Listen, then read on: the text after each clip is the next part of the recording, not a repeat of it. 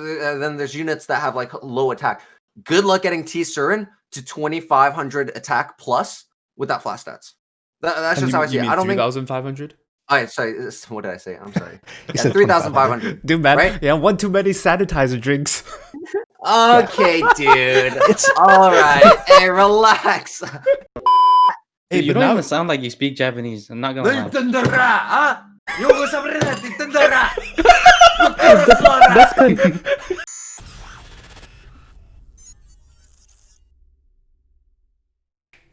What's up, guys? Welcome to podcast number 16. Today, I have with me Caerliss, Melona, Yakuza, and hopefully you guys enjoy this. I'll let them introduce themselves one by one, starting with Caerliss, then Melona, then Yakuza. Hey guys, been on a few of these before. Thanks again for having me. I'm not a streamer, I'm not a content creator, just a casual player. Like a lot of the people here, I do play a lot of RTA, although not nearly as much as I probably should. And I probably see a lot of you all in every single Twitch chat out there, revolving around Epic 7. So thanks for having me again, Gabe. Glad to be here. Glad to have you. All right. Alright guys, I'm Melona. I'm like a filthy casual. Didn't think I'd be on this. Kind of surprised that Gabe called me out for this. I'm here just like give my bad insights on the game. Hope you guys enjoy. Thank you. No. Hold on. Hey. Chat. Melona is actually one of the smartest RTA players I know. Like, he's so big brain, dude. That's all bullshit. All right, god damn it. Sorry, I'll I had to PayPal cut you in later. there. Okay, Alright. dude. Yakuza. Who am I? I don't know, dude. I'm Melona's kohai. Yeah, that's who I am. I'm in life. I'm not Ricegum. God damn it, chat. Why do you do this to me? I'm just trying to talk with Melona and Sky King and Caerliss here, and I have to read chat, and everyone just spamming, "Oh, you're Ricegum." Okay, dude. All right. Well, that's who I am. I stream on Twitch, but I'll probably disappear in a month or so. Monthly streamer. All right. Yeah. And as always, I'm Sky King. Hopefully you guys enjoy this podcast with these guys here, two new people, and I hope you guys enjoy. So, first topic today. It's gonna be a quick recap for this one, probably. So this one's really just thoughts on Mort. You know, now that he's been out for a little bit, maybe you've seen him a bit, you've seen or heard of people using him. What are your thoughts? What do you guys think of him now? Didn't we really Honestly- hype up Mort? Some people did. Some Like people that- did. Some people also didn't really like him. So Like I won't lie. I thought he would have been like one of the most broken unit coming out because he's a knight, green knight. I think he'll counter SSB, but he just like fell off. Didn't do anything. I thought I'm initially not he sold was. on him. Yeah, Oh, I was no. really not too impressed with him when he was actually first announced. He was actually one of the first units I was thinking about not even rolling for, just because he doesn't fit any of my play styles anyway. Mm. Here's the thing, Like, right? He's one of those units where on paper it doesn't look bad, especially with like Charles substats. He got a lot of crit chance. But I don't know. He just kind of sits there. Or he will shine, but just not this one. Yeah. But yeah, man, I don't know. Has anyone actually like built him up and tried him? I saw in a tournament someone used him alongside of Fighter Maya with double what's it called, Elbrus, and that actually kind of worked out well, right? Because the faster unit goes first, he defense breaks, and then Fighter Maya taps, right? But outside of that, against like A Tywins, maybe he's okay, but I wouldn't draft him. I've seen a few people use him. I know that as far as streamers go, I've seen Shuffles use him. I've seen Aetherbulge use him on occasion. I'm not sure what his opinion of it, Mort is yet. And for the most part, I don't know. Melona, you could correct me if I'm wrong, but it just seems like a lot of the high-end RTA players kind of find him a little bit more underwhelming than what they originally thought or what they were expecting. Yeah, definitely. Like with his kit, you think he'd be a counter to CC, but he still gets low debuff from Tywin. He still gets controlled, and yet he dies to SSP, which is I thought he should be a hard counter to. With the new frenzy changes and everything, it just doesn't last long enough to like make an impact. I say. Yeah, he could have been good last season, maybe. I think this new season with the RTA changes, kind of, I don't know, man. An injury doesn't seem that great anymore, to be honest. Like when it first announced injury, it was like, okay, yeah, this could be quite good on like units like SSB. But after its release, we kind of like realized it's not that great. The thing I with don't know. injury is it really is good for long-lasting games, and the new frenzy changes kind of combat that. So Oh, it's yeah. really strange to release this kind of unit with these kind of frenzy changes, but that does mean that if they ever change the frenzy changes to support a more longer game, then maybe Mort will start shining again. But right now he's just in a awkward place, I feel like. Wait, is he still on banner? Yeah, he no. is. Oh, is he? Wait, is he? thought Doesn't he he have ends. another Can't check. week? I mean, Yeah. he's probably. I think he's gone now. Oh, Like, I Maybe think he should still no, be a no, poll. no, no. Is he? I think it Is he should still be there? another, right? Okay, maybe for another week. Oh, he's there. Yeah. He's there Like- until next week. Okay, so one more week. Yeah, I think he should still be a poll because I think he'll be a unit that, with more CC coming in, we might actually need him at one point. I think underwhelming now, but maybe useful in a couple of months or so. Like We'll when the meta see. I'm shifts. still not sold on him, man. I'm still not sold. The thing is, though, considering he is an eliminated unit, and you're looking into Tenebria now, which we will get into a little later, not to mention any other units that they might be coming out with early next year, do you really want to utilize your Skystones and bookmarks on Mort versus a unit like Tenebria or someone else? Because, I mean, I'm still expecting a Cerise rerun at some point, so it's really That's definitely difficult to fair. say. Yeah. Ooh, boy, gotta get those guiding light copies, man. Oh, Yeah. that artifact's so good. It's just like unable to be stunned is such a unique feature. I think he might be useful. Hmm. But the newer characters coming out like Tenebria, Cerise, you can't skip those. No way. Yeah. Especially But since here's- they're limited units. I don't know. You guys are saying like against CC he might be good, but like, would you draft him over other units? I feel like there's already a good pool of anti-CC units. Would you draft But- him over any of them? I think that's his kit, right? Wasn't he really built for anti-CC/longer fights? I'm not really sure what else he'd be used for. Yeah, his kit's a bit awkward. I think it's too selfish, honestly. I think anti-CC you also kind of have to help out your like teammates. Mm. And with a selfish kit like that, he kind of just sits there. And we've seen that happen in multiple tournaments in the past, right? Yeah, Where people Aether draft more Ball tried to do CC. it. Yeah, and he just sits there while everyone else gets, screwed over. Mm-hmm. I don't know. Yeah. That's why Maybe- he's like a unit that's like on the fence. He might be Yeah, like I think it is specifically good against like Dizzy. Like, I don't know. It's hard. Because then at the same, Dizzy doesn't stun or sleep, but she has the AOE to proc him. Yeah, Maybe if his S2 or S3 gave immunity to himself, it might be a bit better. But he's too easy to So- I control. think I don't know. With the release of Silverblade Aeromyth again within Mystics, if there are any comps out there that rely entirely on stuns and just they're built around CC but only with stun as their mechanic, I feel like in that kind of meta where those kind of comps shine, he'd be a good counter pick, but that's all he's going to be is a counter pick. I don't see him ever being a major part of any specific draft. So if you want him as a counter pick and you don't have a unit like Serato, F.ML, any other unit that might help against those kind of comps, then yeah, he'll shine. But if you already have those units built, I find it very difficult to argue that you should pull for him. Okay, I that's think definitely true. he's pretty decent against ML Tywin though, right? Because he has his own speed buff, so that debuff isn't really going to do anything, and he can't get stunned. And I mean, But he doesn't do anything. Even Yeah, if he gets a that's the turn, he problem. doesn't do much. That's the problem. yeah, The after- 50-50 defense break, man. Fighter It's Mana is kinda- just better. yeah, I agree, 100%. Plus, Fighterman is a 4-star. Plus Well, that, ML unit, but 4-star unit. yeah. I think if he was a more team-oriented player, he'd be a better unit. Just because all of his units, all of his debuff protection is only against himself. I think that's Yeah, what kind of makes him Like a little Yakuza more. said, he's a selfish unit, right?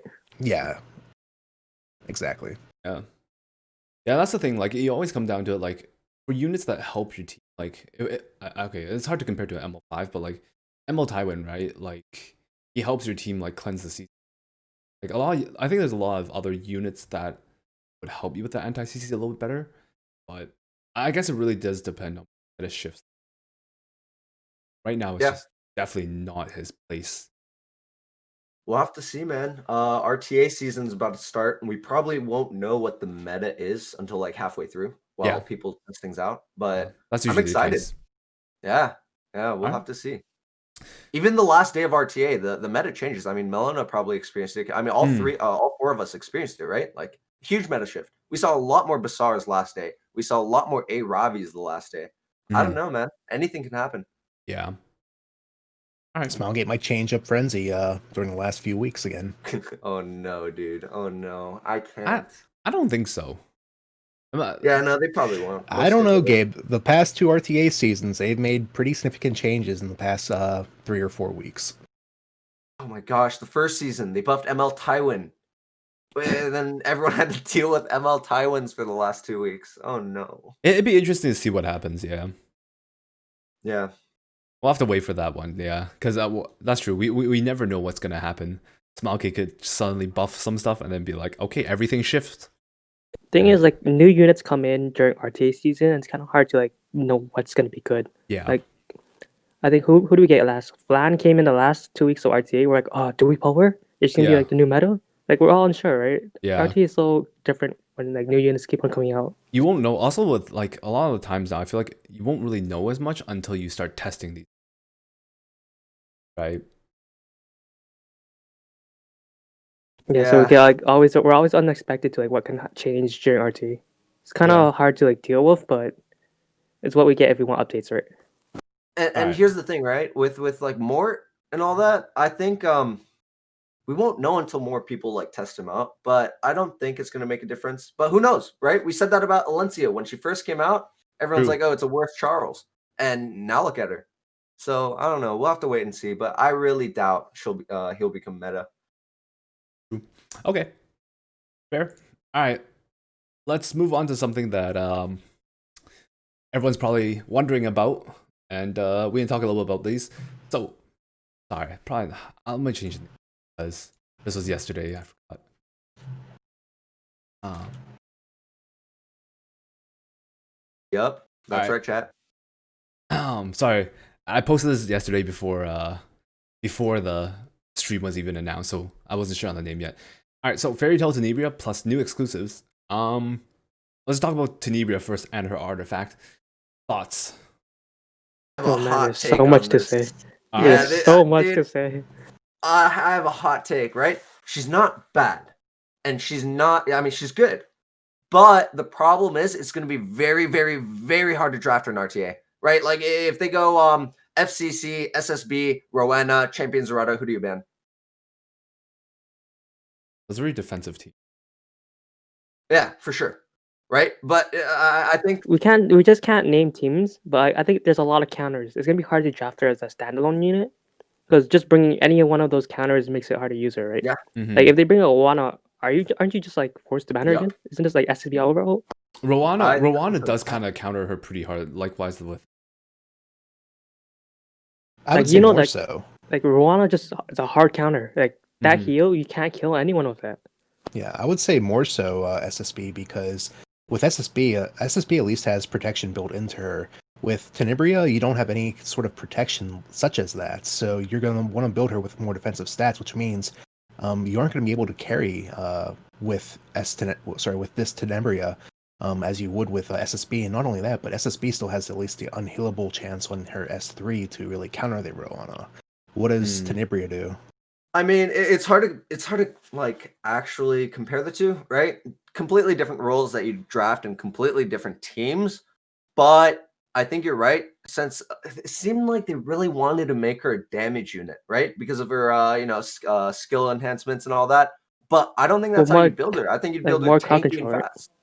Yeah, I don't know. I think her artifact, on the other hand, I think it's pretty good on Champions Zerata, right? Her artifact's good on a lot of units.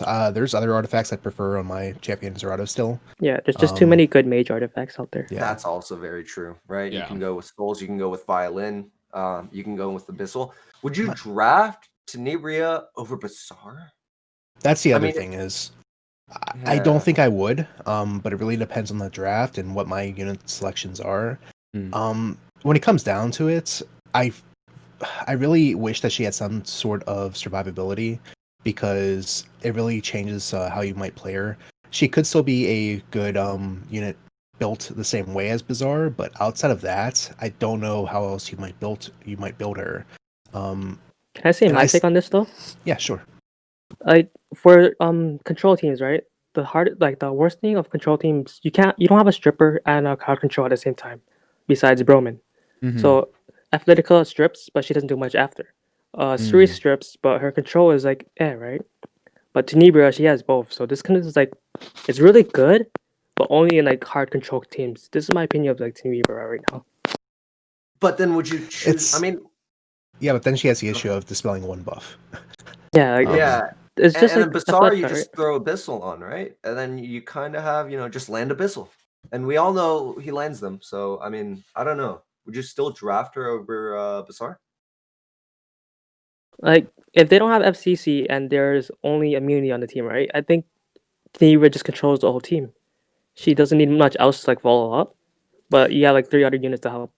I feel like But I would really like using her in tandem with like a Cerise combo too. Yeah, like there's so like if you pair with another stripper, there's so much that they could do together. So much control. Yeah, Cerise herself, Cerise Tenebria. Cerise, You have taunt, you're Roman. slowed. Yeah, there's just so much you could do with a crowd control team. But there's definitely hard counters to her if you bring her standalone. I think she's a later draft pick, Yeah. right? Like you don't want to first pick her. Exactly. I think Yeah. she's So going to be towards the end. yeah, you definitely don't draft her. She's not first pick material at all, and she might be in the middle depending on how the enemy drafts. But definitely for the later part. Yeah, I think that's definitely true. I do agree with Melona there. I do feel like she'd be a unit that you want to pair with other CC units. I think Ball might be another good one where he'd work well with her just because he's able to cycle so fast and also provide the extra damage too if necessary, in case there is a unit that you want to try to quickly snipe. That's true. But by the problem herself, is the sleeps get, you just get rid of the sleeps every time Tenebria counters, right? So all the yeah, but sleeps they're are not gone. attacking if they're slept. Okay, so you're just saying fuck the provokes. I mean, I think the biggest thing is It's control, right? for Ball is like once you strip and you sleep them, if someone's gonna cut you, they don't go, and then your Tenebria can go to now redirect provoke. And if your ball is built tanky, I guess he'll take a bit of damage and then he can S3 and heal it back up afterwards. But would you draft her over other CCs? Like who has been controlled before in like RTA? Like just All of us. just imagine another hard control unit with a strip. I just don't see how like this is gonna be helpful for the game. It's just gonna kill the casual players. We'll see. Especially We'll see. I'm still not sold on her 100%, like as a very, very strong meta CC unit, but she's gonna be good. I'm not saying she's bad, right, by any means. I think she's gonna be good. Good last pick. I don't know though, man. I think the people that find her not as appealing are the people who don't find many of the CC units as appealing, and the people who love her love CC. So we'll see. CC can be really scary. Yeah, we'll see how it turns out. I do think like she is going to see a place in the meta, but not as a single pick. She's going to be with specific comps. I don't think anybody's going to draft her the same way that they might draft an SSB with 2 tanks, a healer, and another DPS. So yeah. I think, definitely different drafting style with her. Like, she's not going to be in a bruiser play style, I feel like, but definitely more of a control team. Maybe pair with Silverblade Armament, let her rerun. Like, How I would you guys see build people. Sorry, let me just say one more thing. Like, other streamers, like in other channels, they're like, oh, 15%, right? It's just 15% resist. But when you have like 3 strippers and 3 stuns, it's kind of like, are you ever going to miss that 15%? Like, does that matter anymore? Yeah, 100%. I mean, you can't blame 15%, right? Like it's gonna happen. You should go in expecting 15% to happen. So I don't think that's a problem at all, especially with her, right? But I mean, yeah, she's a good opener. I think what you can also do is pair her with Bazaar if you really need that unbuffable. And if they're a buff relying team, then they're kind of fucked. I think another interesting unit I'd like to see her with is Fire Cecilia, just because she does have that AoE provoke as well, and she can strip. So that could lead to some very interesting situations, I feel like. Mm-hmm. Yeah, That's But if true. you take her, you must take A Tywin because A Tywin's the hard counter, right? Yeah. hmm definitely. Or you pre-ban it. There's actually a lot of options with her. I think CC Yeah, is gonna be so scary. And that's the thing is, a lot of her counters also provoke too. So you're drafting her counters to actually help her along. So if you draft something like a Tywin, Fire Cecilia plus Tenebria, Yeah. that's a lot of provokes, that's a lot of control, and that's a lot of countering if they aren't stunned with a Tywin. So it could lead to very interesting fights. One of the things Yeah, I was definitely. thinking about was you guys know how Pantry really likes General Purgus? I feel like this might be pretty interesting for him to use with the redirected provoke and him running General Purgus actually. True. But that Wait, just sounds like a yeah. free roll Wano. Well, obviously, like either pre-banning, like you go into the draft knowing you're going to ban a Rowana, right? I think in this case, if you So do you ban Amo Tywin or do you ban Rowano? well, I And mean, there's like, FCC. because like, so if she's not like a first pick, right? Like, well, okay, thinking specifically with like Pantry, he has a Tywin, right? So like, if you draft like a tanky comp with that into that and taking away what they can use to counter you, then I feel like that'd be interesting. But it was just a thought. Being able Yeah, it's to like all like, theory no. crafting. Yeah. I like that. I really like that. I think Pantry would like that too, right? You force them to hit General Purgus, and then you get the CR pushes. I think that's quite good. yeah, it'll be What interesting. Ray is a good counter. a nice hard counter Acting, now yeah. is like SSB plus Rowano. That's a hard counter now. Yeah, I think Yep, that might be happening more. I think so too. Hmm. But yeah, man. These CC comps, right? And they're just gonna get stronger and stronger as you go deep into frenzy. So you're either gonna have to outspeed or I don't know, anti CC, I guess. Yeah, Just that's the draft other Dark. part. Just draft Dark Corvus too. All those counters from her, just feeding into the Dark Oh, Corvus feed it. decks. True. Yeah, there's so many options. Dark Corvus, Crawl, General Purgus, maybe Emoken. You Dark draft. Corvus is a bit. I'm not. I don't know with the new RTA updates. I don't know about Dark Corvus, man. I mean, to be fair, with Tenebria, you could draft Dark Corvus with Tenebria. Yeah, definitely. I mean, that's what they showcased, right? But Yeah. we'll have to see. I think it's very. Wait, how would you guys build her? I would Because- build her like Bazaar. Bazaar, right? For What me, about you, like yeah, Melona? just high effect tanky. Just you And- just gotta survive and land your debuffs. And this is what's good for the free to play community and people that start new. She's a +3 unit. You everything else is damage. You just +3 her S3 and you're done. That's kind You of don't have to true. waste mullets, right? Unless Yeah, you're that's building definitely good. damage. Unless her That's multipliers are huge. insane. Yeah, but even then, here's the thing, right? Here's the thing. All DPS in the game right now that are meta and RTA have some sort of self-sustain. She doesn't. I still wouldn't, even if the multipliers were like decent. I don't think I'd build her damage. I just tank it up, right? Because the second she dies, like it's done. Okay. Oh no, That's fair. that's my take on it. That's fair. That's fair. Just friendship 10 her and then +3 easy. Oh man. Yeah, no, I'm definitely gonna build her as a unit to go after my Cerise. So like she's not gonna be insanely fast, but she's gonna at least be. I mean, I'll probably build her like minimum 250 speed, try to get her there. I see people saying, 240, what's the 250. difference? Like, people are saying, what are the difference between Fire Tenebria and this Tenebria? Fire Tenebria doesn't strip, so she needs someone to like open for her, while this Tenebria can open for herself and control. Also, could you imagine if this Tenebria had sleep on her S1? I think Hey, that'd just be a use little Sierra too Wrench. much. Okay, yeah, that's another thing, guys. Her S1, I mean, it's actually kind of decent for PvE, right? Yeah, but that's it for PvE. Yeah, I Provoke doesn't think work on any units in PvE, so that's kind of weird. just S1, dude. Mhm. Just Yeah, but at that point, skills why not off. bring S Tenebria up? I guess if you don't have her, but or both. Who knows? But yeah, her S1 is absolutely useless in PvP. I'm kind of disappointed at that. Right? I was hoping that S like for FairyTale Tenebria, right? Her S1 actually makes sense for PvP in some ways, just because poison doesn't necessarily care about your stats; it cares about your opponent's stats. And if you're not going to be building her with attack anyway, then poison's probably the one debuff, the damaging debuff that you do want to have on her as a debuff. But do you want the damaging debuff? Don't you want something else? I mean, Yeah, you do, but I feel like I think it'd be don't know. nice, but at the same time, I feel like that. I thought about that. If her S1 gave her anything else, different debuff, or it'd be broken. yeah, or CR Yeah, boost, or her kit's too much already. yeah, I think her Yeah. S3 is already too much because of the fact that she strips, she unbuffables, and then she redark. Like she straight up, she herself as an opening unit could straight up lock down a full team. Like unbuffable is actually really insane. Does this kind of counter ML Crawl? I'm not too sure. It kind of does, doesn't it? if you can control him, yeah. Like mean, unbuffable is really good.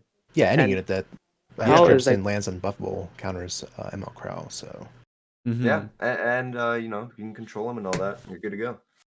I think He the doesn't, hardest thing lose is his- until we get her and try her. Well, I guess it goes for me. Like we won't know how her drafting will go yet, because like if a lot of people start picking like if there's more than just like certain counters that we thought and other stuff counter too, we realize then it might get harder to draft her.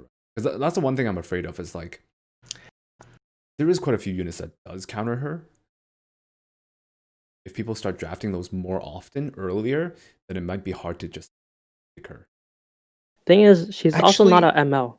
So like being not a ML, she has that 50% miss on green units. True. I'm not sure how this works, and Melona, maybe you might know similar interactions out there, or Gabe or Yakuza, but how would this work with ML Crow if she S3s into ML Crow triggers his shield? Does that mean that the check is against the shield and a immunity buff, or is it just against the buff that was before the shield? No, the shield. I think the shield activates was after. Yeah. Okay. The shield is So at the the very shield- end. Okay. Mm-hmm. Yeah. Just because the attack came first and then the strip, I wasn't sure how that actually worked. From Yeah, the, it's a good thought. Yeah. Okay. I thought I'm about that. starting to. Right, I don't just know. now. Sorry, go ahead. Oh no, go for it. Sorry, go. I don't know. Talking to you guys are selling it to me quite well. Wait, I'm rethinking, and honestly, yeah, I think she's gonna be quite good in CC comps. I think she's someone that, like, if you're play CC, you're probably gonna draft her.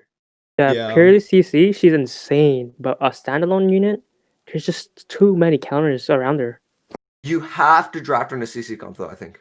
I Yeah, don't there's- think you can use her in other comps. There's better standalone units if you're going to pick a standalone stripper. Specifically, Bazaar, ML Ball. Those are better standalone units that strip. Yeah. She needs a team to work with her. Yeah, because like Yeah. once she S3s, right, she doesn't have too much per se left, right? Because her passive will activate once per turn or something, right? That's it. But then like her S1 isn't gonna make a big impact. So until she gets her S3 back, I don't think she'll be doing too much outside of that. So you really need some follow up. That's the worst part. What about this? What artifact would you guys run on her? Probably You know- Abyssal. Sierra Ren is really tempting. Like crazy random debuffs. I was But thinking Abyssal is that probably too. the best. Oh, true. No, but because she also lands random debuffs. yeah, like I'm not I too sure. Like everything's too good. Abyssal, Valin, Attica's even too. Yeah. I Hmm. really like Abyssal. I don't know, dude. If you guys haven't tried Sierra Ren, like, it clutches sometimes. But she already lands. Sierra Ren in a can few silence. buffs. Yeah. Oh, that silence is huge. I want something to make her S1 at least somewhat useful in a fight, right? Sierra Ren, Abyssal stuns, any of those I think is good. That's true. I think If only definitely it could Abyssal also Sierra Ren. provoke. Yeah, I think so too. Like, I don't think also you want like the- Valin because Yeah, she I already don't has think her so. stripped, and you're not really trying to strip more, right? You're already controlled after the first strip, so you just want to put more control on. And people probably draft Dizzy with her too, and Dizzy has violin. I think you're good. Yeah, I think you're good on Man, debuff is actually scary. that. Yeah. That might be a little bit. I'm just thinking in my head, dude. I'm like, oh, okay, what am I gonna draft into her? I'm gonna see a lot of her in RTA, I think. Yeah. With these frenzy changes too, that's going to be fun. Yeah. Oh yeah, definitely. Yeah, right? Smilegate really wanted the tank meta dead. They got it. They definitely got it. That's true. I don't know why they made the changes to the effectiveness. I mean, I don't think it was necessary. it's So how long until we start saying that we want the tank meta back and we want the CC meta dead? People Well, are gonna because- be like complaining every meta, right? Like whoever don't play I mean, tank is gonna complain. Whoever Mhm. don't play CC is gonna complain. But I just think CC is the most cancerous meta. yeah. I think like okay, I'll be honest. Like I hate tanks, but at the same time, I really do think I hate CC more because CC is like maybe this is like in the past play the I've gotten game.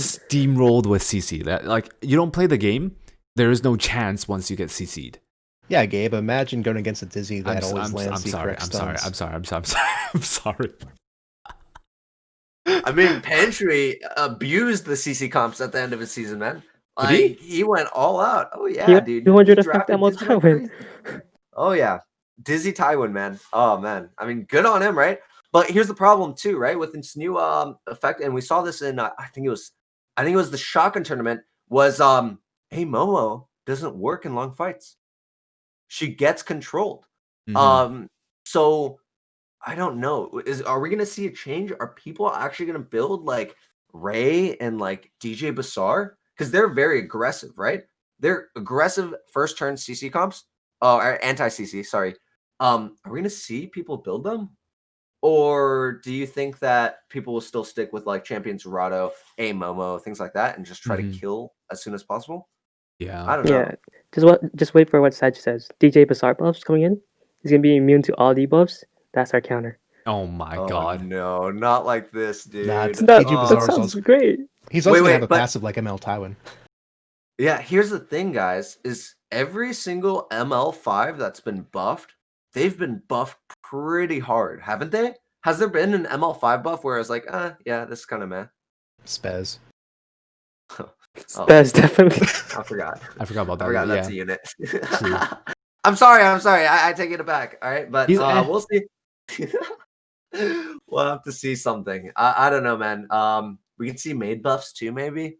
We can Yeah, No. Aether Bulge ruined the May buffs for us, okay? Oh, okay, yeah, he low key destroyed. Oh no, Maid was I so close to forgot getting a about buff. that. I swear to God, yeah. And Smilegate's We'll gonna have to watch the tournament and be like, oh yeah, May Chloe's good, doesn't need a buff. We're okay. No, please. Oh gosh, I don't know. What would you guys do? Who would you buff? The issue Yeah, with man. Maid Chloe is she's only good if your opponent doesn't have an answer for her, which is what that situation was.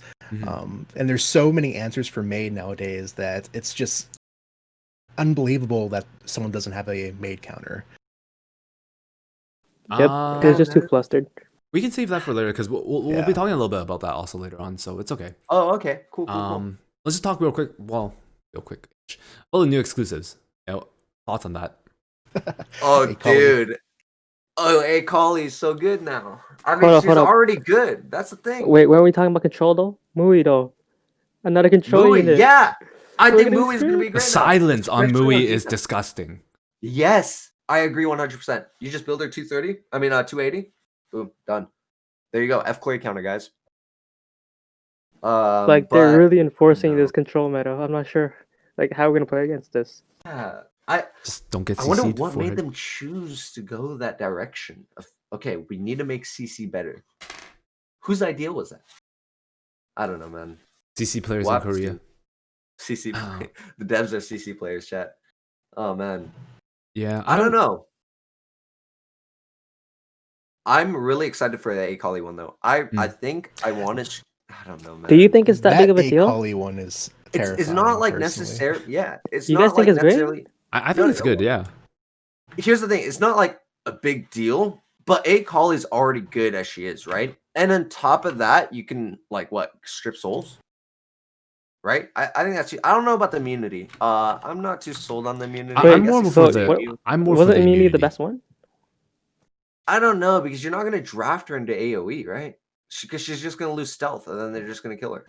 Then what's so good about the new The exclusives? remove Then they don't souls. really bring much. The extra 14% attack is a pretty huge one. Plus, good. she could actually really control the souls now against tanky comps where you draft her. Now, you might not draft her as much, but it's just really scary because especially if you have her on a something like Dust Devil, and I assume that it works for each Dust Devil proc, that's 6 souls right there on every ambush.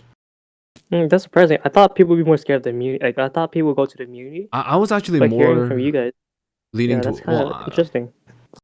personally for with me, I was YB leaning on towards this one. immunity. So Yeah, like I'm with Gabe on this one, and hearing from you guys, I guess we don't really bring her to AOE, and if we bring her to tanks, this kind of really destroy tanks.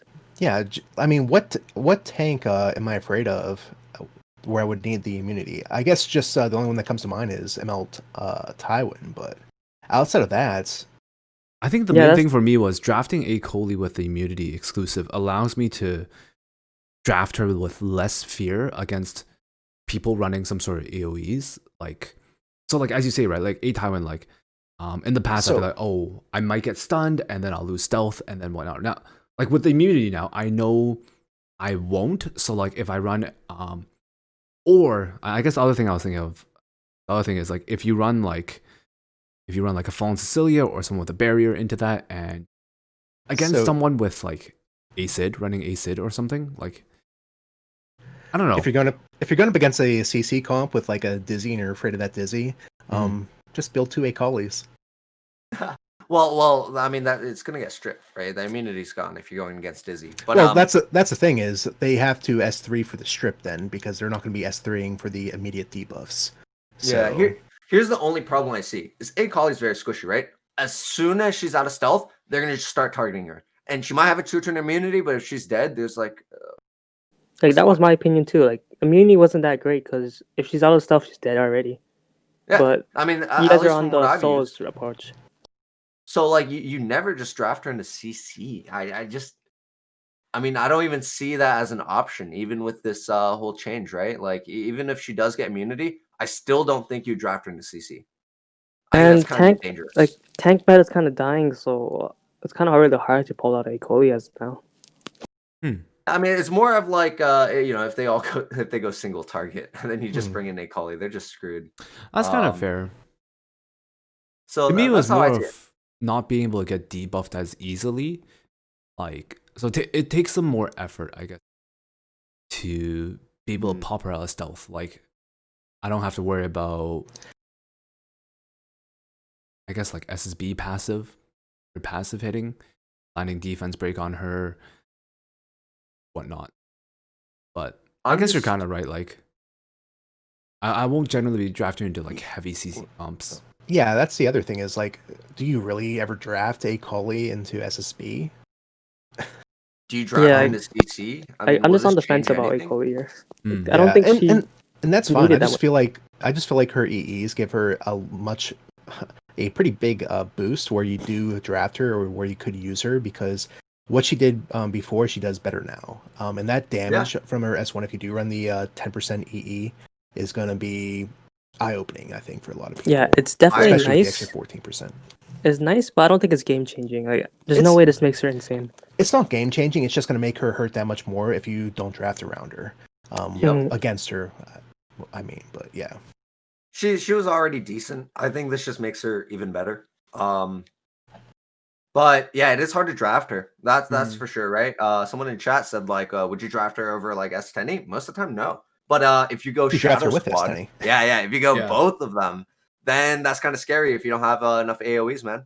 Like that's the thing is you punish the single target threats by drafting both the S10 and A Collie, so they have to go against one of them. They normally go against the A Collie because they don't want to deal with the S10. The only thing is that you get countered as A Collie. That's the only issue with her. Yeah, she's still the last pick. That doesn't change. Like her pick order doesn't change. It's always going to be one of the last few picks. But it's just she does more than what she did before. Yeah, it's just a boost. It just makes her a little bit safer to draft, I guess, compared to before. Yeah. She's just gonna hit harder. She's just control a bit more. It's just good overall. I'll be honest about one thing though. The one thing I was hoping for was that exclusive was rather than attack.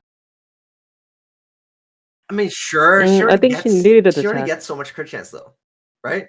Yeah, she gets a lot. I'll take that. I think she needed the extra mine's attack. already at 100% crit chance. What I need more crit chance? Really? I feel like she doesn't. I feel like she could do with more crit chance. I mean, yeah, you can sack like other stats. Maybe you can like go with like more speed and all that. But I'm fine with attack as well. I don't have to switch around gear now. I was kind of hoping it was a speed on the EE, but that's just me. Oh no, calm down, Um, Caerliss. Calm okay, down. if it was speed, that would have been actually like that would have That's been broken. OP. That's Like, broken. can you imagine if she gets 10 speed from her exclusive like the other ones? Hey, 302 speed Caerliss, baby. Sorry, That hit hard. like 90. Like there's gonna be people like 310 plus easily. That would be actually be interesting though. With the new guiding light changes and this new, like, let's say Akali gets 10 more speed, like our speed contesting and first turn options are gonna be so limited now. Yeah, I think it's like it's not game changing, like you guys Yeah. said, but it's definitely good. It's positive. It's a great choice for I would definitely gone with one of those three for Akali, 100%. Something that would have been absolutely broken as well is after she uses S3, she gets barrier, right? But that's not happening. Oh, Yeah. that's a little too much. Yeah, barrier is That's also a a bit little too much, I think. Like, Yep. I mean, I'm not against it. I'm not against it either, but yeah, that's too broken, in my opinion. All right, that's fair. That's fair. Okay. So this should be a real quick one. Let's just recap a bit. Yeah. What do you think was good in E7 in 2020? What kept you guys in the game? Oh What man, stuff did you? I always say this on stream, right?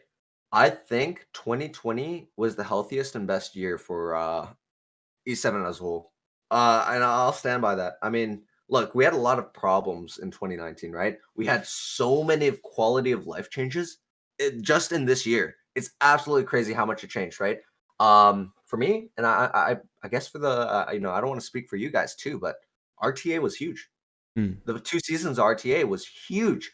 That's what killed 2020 healthy. Yeah. You know what I mean. But like that's what kept most of us in the game. At least our the competitive players. I don't know. What about you guys?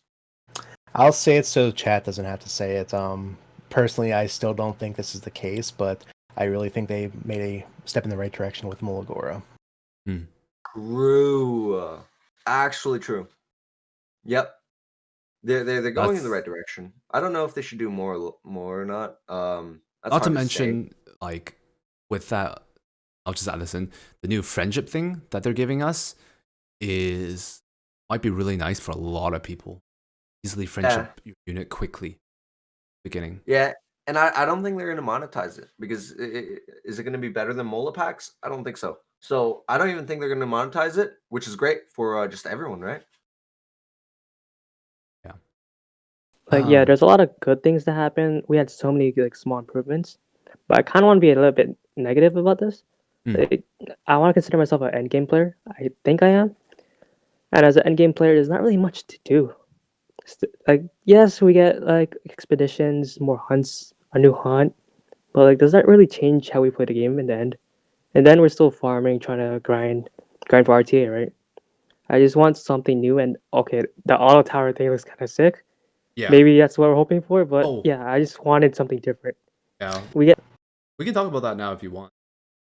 I'm not holding my breath with the auto tower unless they said somewhere that difficulty 5 is going to be similar to the difficulty of what it was released at. That's what I'm hoping. Yeah, I'm hoping it's not too easy because it does seem like a fun mode.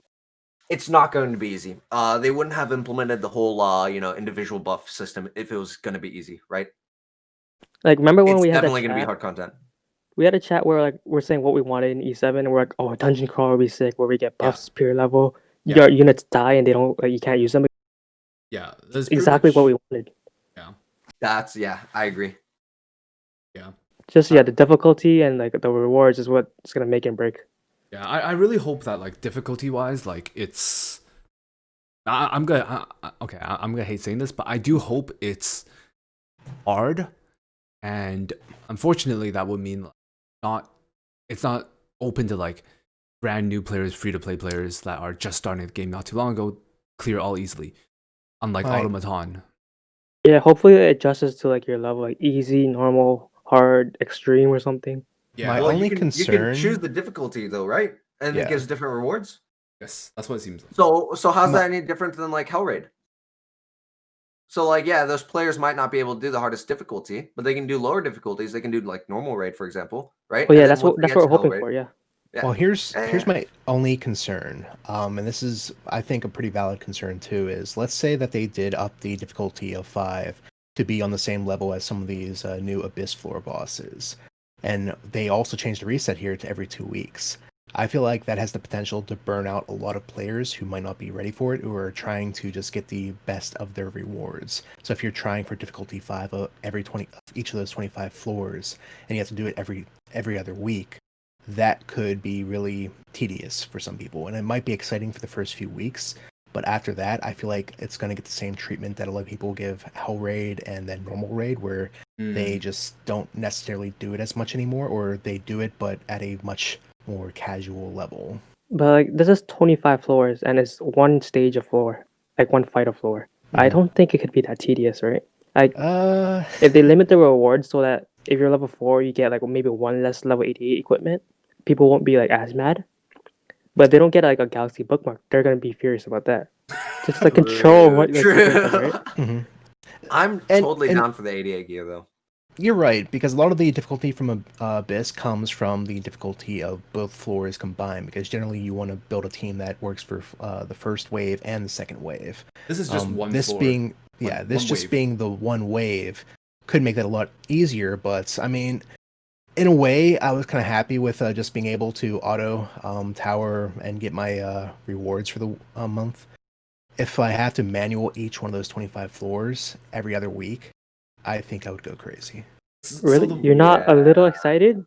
Oh, I'm I excited, but I'm excited for the first attempt at it. But it being every other week, if it's a difficult every other week thing to do, where I'm going to be trying to get a floor, maybe a couple floors done every day, it really, I need to see more of it. I'm excited, but at the same time, I'm very I'll be nervous honest. because if it's difficult, like extremely difficult, and it resets every other week, I feel like it could burn out some players. The way I see it is gonna be like the other like stuff is the first few floors. I feel like it's something, and then it's just a matter of how you manage your buffs and Like, it's just your units, right? If they die or not. yeah, for later on. So I feel like for a lot of the players that are veterans in the game, you're gonna be fine in the first like 10 floors or so, right? Also, like in a mode where you don't recover HP after a fight, you know that fights won't be that long or difficult. It'll be more like strategy and like tactics. Yeah. Well, hopefully. Yeah. That's what I imagine. So. Yeah, you're right. I didn't even think about that. That's kind of scary, man. Now that you brought that up, every 2 weeks, super hard content. PvE, Yeah, we'll see. I mean, I don't we won't know. see this until But February, so isn't that content for streamers though? No, it's we content just for stream streamers. RTA, dude. Wait, what? No. Yo, Screw RTA. there's only so much RTA I can stream, I feel like. Yeah, eventually it just becomes mindless and Oh shoot. I don't know. I feel like if I do anything else, my chat just goes stream RTA weird champ. And then they just weird champ me. And then I'm like, fine, I'll do RTA. I feel can't like even do guild roguelike stuff is really fun. But like this might be really cool. We'll see. Because like as Caerliss says, if it's bi-weekly and very difficult, then it might be a bit of an annoying bit. If the veteran players can get, like if you can get to a point eventually where like the first 10 floors in auto, then you're fine. I feel like it's not too. Yeah, as I said, I don't want to speculate too much because I at least want to give them a chance, and maybe all my concerns are going to be for nothing, but we'll see. I'm definitely excited for it. I'm also a little nervous, but I'm more excited. I mean, your worries are right, because like a lot of times we look at it, the game itself, right? A lot of people, all of Trial is dead, but for Hell Raid, some people find Hell Raid tedious, right? And that's probably where the worries. Some people will find this tedious eventually, which is we'll see what happens. One thing I do want to say though is Smilegate, so not E7 in general, but Smilegate itself in 2020. I'm pretty happy that they've started to support a lot of supporting events now. Kind of getting their hand more into the community. They're doing more and more now, which it took them long enough. Yeah. All right, yeah, I see that copy pasta in chat, guys. So like people are saying like, okay, so people complain about like PVE, not having PVE content, but then when you get a hard one, they complain it's too hard. I don't think any of us really complained that there wasn't enough PVE content, right? Like we're RTA players, we're fine with that. Can I ask Also, who actually beat Abyss? Who actually beat Abyss 110? No, I'm stalling, No, dude. because not I'm I. stalling, Wait, dude. I finished. Because we still got I'm PV stalling. content. Like I think most of us haven't beat Abyss yet. And we can't also, complain about. To that argument, I'm not saying that difficult PvE content is bad for the game. In fact, I'm one of the people who said that I wanted more PvE content that is difficult.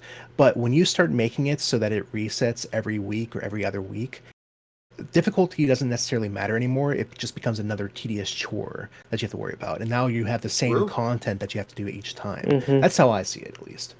But I wouldn't be too worried, guys. I'm pretty sure Smallgate has taken this into consideration, and I don't think it'll be that tedious. You know what? So I think. Go on. I wouldn't be against them replacing Hollow Trials with this roguelike mode. Well, Hollow Trial is just complete they horrible can't do that. design. Well, they can't do that. We need Hall of Trials, though. Well, no, like somehow add in the Hollow Trials reward into this, but I don't know. I guess. But like to be fair, like don't we just auto Hall of Trials though? Like, yeah, I do too. Isn't that just auto content, right? Yeah. It's like whatever. You just put it. When I remember Hollow to do Trials it, is like the worst content we need. True.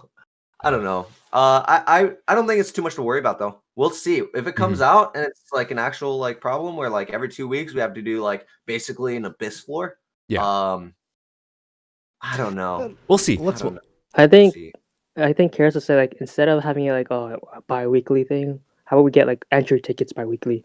So we get tickets that stack up and we can enter whenever we want instead of having like a time limit on us entering it. That could work. I see. Work, but then there's going to be a limit to the amount of tickets you can get, like Hellray, right? So you're still gonna have to do it. Well, no, I mean like no, it's like a stock item, like bookmarks, right? You get one every 2 weeks. It goes up no cap. Up. You can just stack 100. Yeah, like no cap, and you could do it on like your own time. Also, you could do like 5 in a day. I do want to see what it looks like. There's no rush, right? Let's at least wait, see what it looks like first, and then decide if we do hope for any future changes. But that's assuming that it even comes down the line, because if I recall, we were promised difficult mode, auto tower last year. Yeah, no, we promised that a long time. I feel like that might have been Yeah, I feel like they that idea was ended up just disappearing. So I feel like with the way they've been operating, we'll probably get this on time. All their stuff but never forgotten. Yeah, definitely. Yeah, we should be okay for this. I just hope they take like ideas from other dungeon crawler games, because there's many games that are successful off this. And like there's just little ideas where you'd be like, oh, I could bring my friend with me. I could like, do I want to use this unit or this unit of theirs? Like there's so many things you could add in. I still want co-op content, but that'll probably be a little bit later, I suppose. Don't get me started on that.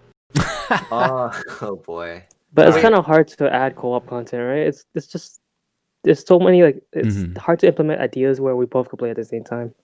I think the thing for me is like co-op wise would be guild, and it can be done solo. Oh, definitely. But like if like it can be done solo if you want, but maybe it's like it's harder, or like it allows you to carry guild mates. You know, like a stronger player can carry like a weaker guild mate in the co-op thing.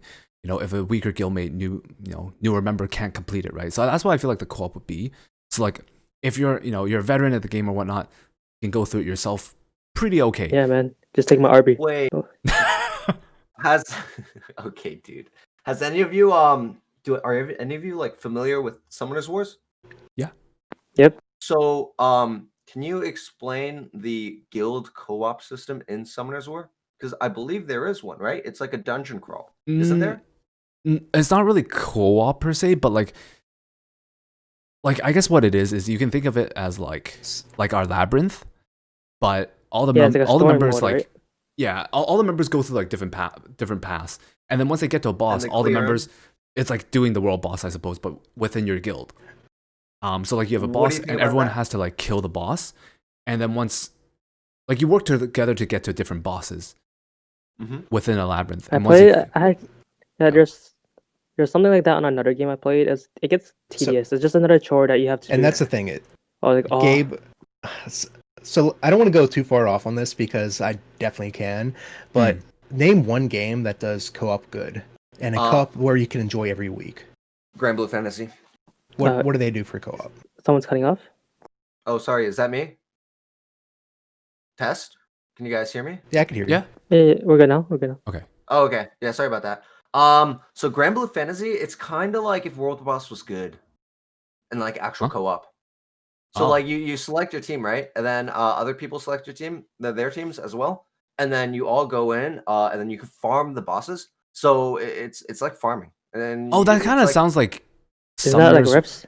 Yeah, that sounds like Summoners War Rifts, but like it's not auto, right? Is it manual or is it autoed? I don't remember, and it could have changed by now. I played it a long time ago. So would you really want World Boss to be manual then every day? No, but I want it to be more interacting than what it is now. I think you can do auto, right? Yeah, you can auto it. Yeah, okay. So it's like auto. So it's like imagine if there's like wyvern farming, right? Except it gives the more damage you do as a guild to the boss, the better rewards you get over time and all that. And so how's that different from expeditions? I don't know, better rewards. No, it's more interactive, I believe. I think the actual interaction of the co-op aspect is actually there. I guess it's like there's more. You need to think about your team. It's not just like, okay, what team does the most damage? It's like what team can support the rest of the group as well. It's definitely more like Rifts. I think it's what it's like Rifts, looking at. You see you see your teammates with you in Rifts. Yeah. Where like you're kind of more like excited to play because you're all in real time. Yeah, you're queuing up in real time, which is a little expeditions is like, I just got to auto. I wait for my guildmate to auto. Yeah. Like we're not really on the same page in expeditions. We just got to do it. I should rename this topic to what do you feel like Epic 7 could do better? True. But it's okay. So when it comes to co-op, I just feel like there isn't much that they can do better than what we currently have. And anything that they do add more towards is just going to become like expeditions, where it's going to be, if you add manual to it, it's going to become tedious to do on a daily basis or weekly basis, depending on what time frame they put on it. That's just the end result there. You're going to want to be able to auto the content. And if you're autoing the content, I don't see how it's any different than something like World Boss or Expeditions, where we already auto it. The only difference would be you see your teammates there. Yeah, I mean, I think there's probably some way to implement it well. The problem is, will they implement it well? I mean, knowing Smilegate and their previous actions, we don't. It's also the question of, okay, they could put time and money towards it and also manpower towards it, but how long is that content going to last for? Is it going to last for a few weeks? Is it going to last for a few months before it becomes just boring, or before people start really focusing on it? I mean, look at expeditions. I mean, after the first first week of every month, getting expeditions done, especially at a higher level, people only mostly focus on just fire expeditions at that point, and sometimes A3 as well. But even then, it's tedious to even get people to do your expeditions, at least in my experience and from what I've seen with other people. But that's just my take on it. I just feel like that there's better things that they could spend their focus on, because when it comes to co-op, I feel like the amount of co-op that they currently have, and they do have co-op, I do consider things like Expedition as co-op. It's not real-time co-op where you get to see what your teammates do, but it is co-op nonetheless. But I just feel like outside of that, it's really difficult to get a type of co-op that does fit everybody's definition of co-op, that isn't going to be tedious after the first few weeks.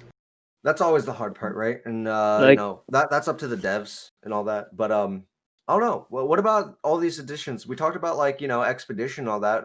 Do you think that was good for 2020 as like a whole, what was added in content wise within the year?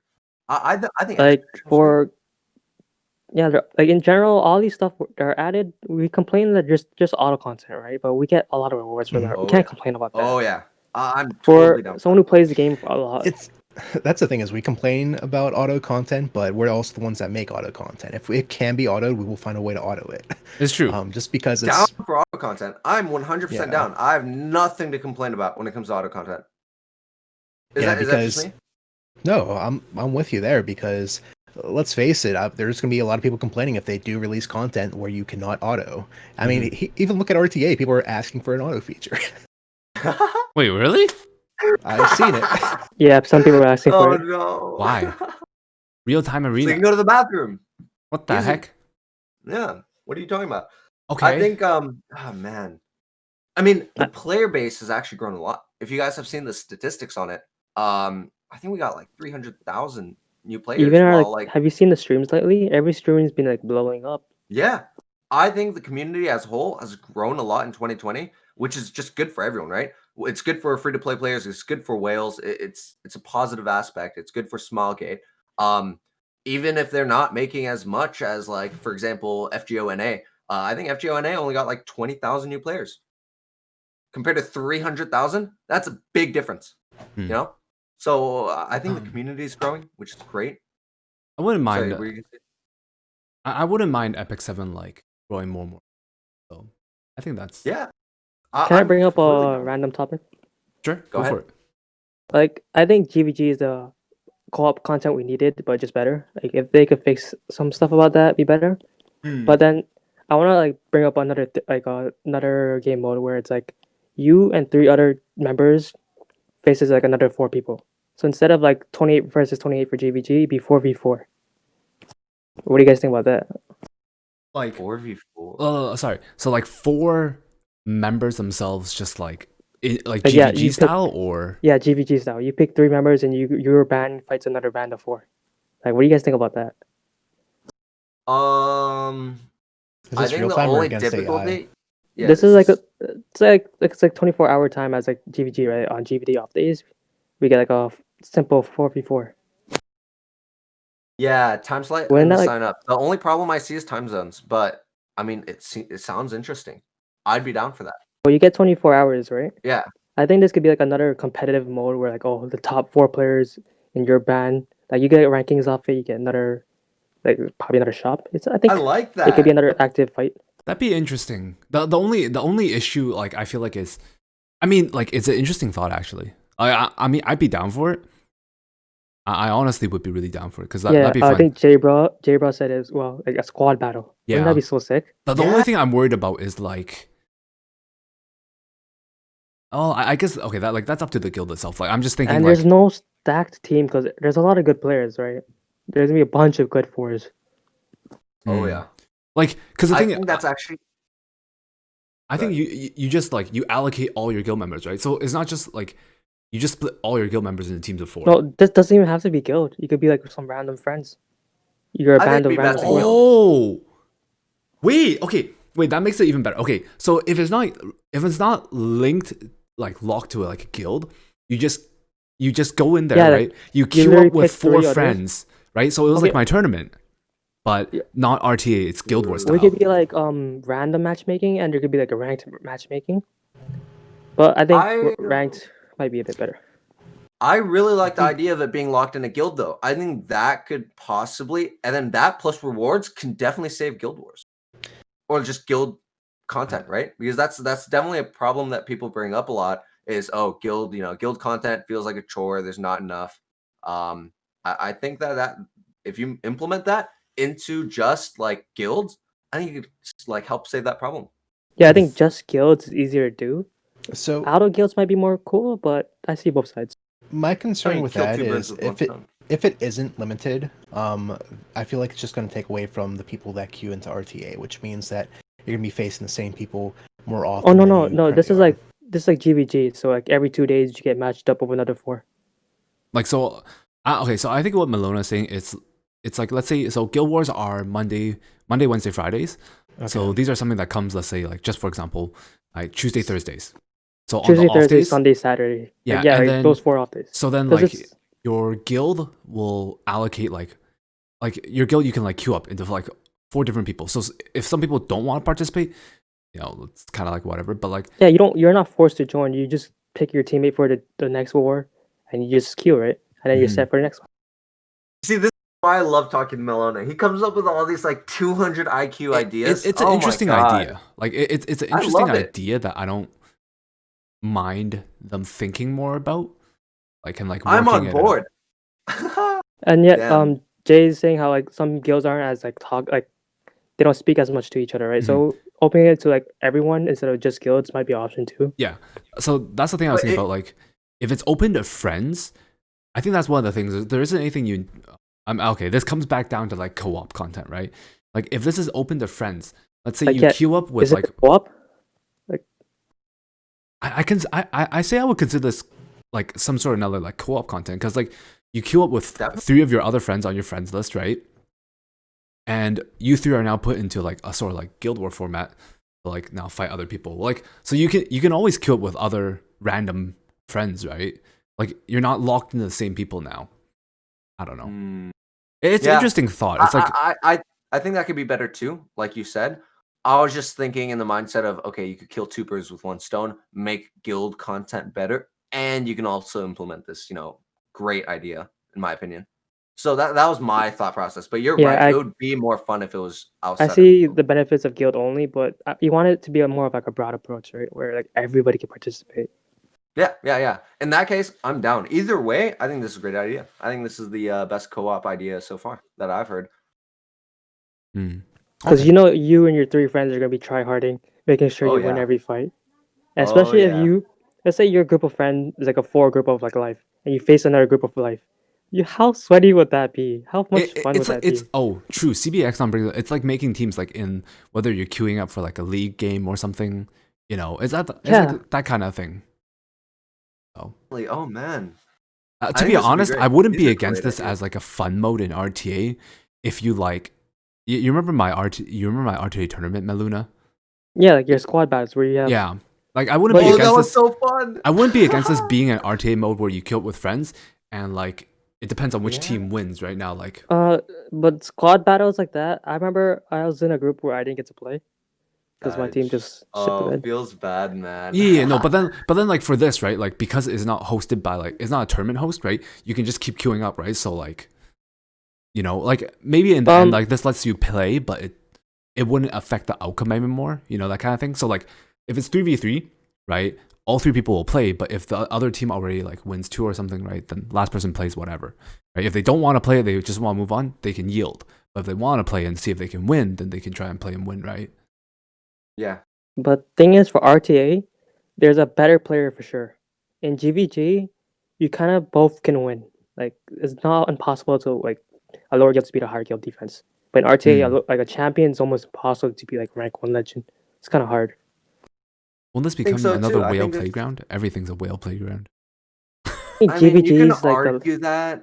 I think it's more towards like who's been playing longer, to be honest. Like a whale that started, 6 months ago isn't really going to be able to compete as well with a day 1 free to play player, in my opinion.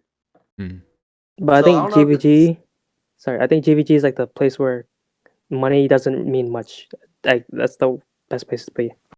Yeah, there's tons of free to play players that are great in GVG. I mean, we can look at top 20, and honestly, so much of them are free to play, right? Okay, well, let's talk about something here. I'd be curious. Honestly, I'd be curious if we could expand on that. Yeah, I just had the thought out of nowhere. I'm like, maybe this might be a good idea. If Smogate's listening, they might try to get something off it. I just don't know Smug how they would listening. actually implement the time as far as like when both players or both teams would actually queue up against that. Oh, Caerliss, I was because- saying like you get 24 hours to do it. It's just like Yeah, a GVG. You would still have to get both guilds to do it at the same time, though, right? No, so like it's Oh, like, no, like, randomly matching. at every Like it's not reset. just against like 2 guilds. It's something they could expand on. Yeah. No, like- so it's not necessarily like 2 guilds get paired up against each other, but Yeah. you queue. It's kind of like how you queue up in RTA. You queue up when your teams Or are like GVG. ready. Yeah, Yeah. but it's just GV. Just think of No, it no, like GVG style. I'm You thinking- randomly queue I'm up thinking of against more like- anyone. The only thing there is, I'm not sure if Smilegate would ever actually release this kind of information, but how many active guilds are actually out there nowadays? Yeah, that'd be something I'd be curious about because I'm thinking a different perspective. You're thinking like, oh, you queue up and you wait for a game. I'm thinking everybody goes in GVG, right? They set up their defense, and at reset, they get placed against the opponent. It's just like GVG. There's no ladders, like there's no matchmaking. You just wait for like the Oh, I resets happen. see. Oh, I see. So like, no, you can't spam it, but you just play it every 2 days. Hmm. Okay. Oh no, I really like the idea, and obviously, they can tune it perfectly to make it good and all that. But yeah, I think it's Because a great idea. if you could spam it, it becomes too tedious, right? You just forced into another RTA system. But if you could play it every 2 days, just like GVG, you do it on your off time, and it's only 4 Yeah. people, right? You don't need to spend much time on this. That's fair. Okay. I wouldn't mind if they expanded on it. If something like, I mean, a little bit for the future. Like once Yeah, they come out just- Let's with. see. I think it'd be a cool co-op. Like that's the closest thing as co-op I think we could get. Hmm. That's actually, I think that's the best idea so far. I really like that. I really, really like that. So going into RTA Season 3, what units do you guys think will be meta now? Ooh. New units or like Oh man, New, old, it doesn't matter what you guys feel like might become meta. In my opinion, right? And I think Melona has a really good take on this. But for me, I think playing aggressively is a huge deal. ML Ball as well, I think is great. CC comps are definitely going to be better. But I think it's just going to be aggressive playground. It's going to be a lot of speed units. as far as like units in the meta, I don't really feel like that's going to shift too much than what it was at even in the preseason.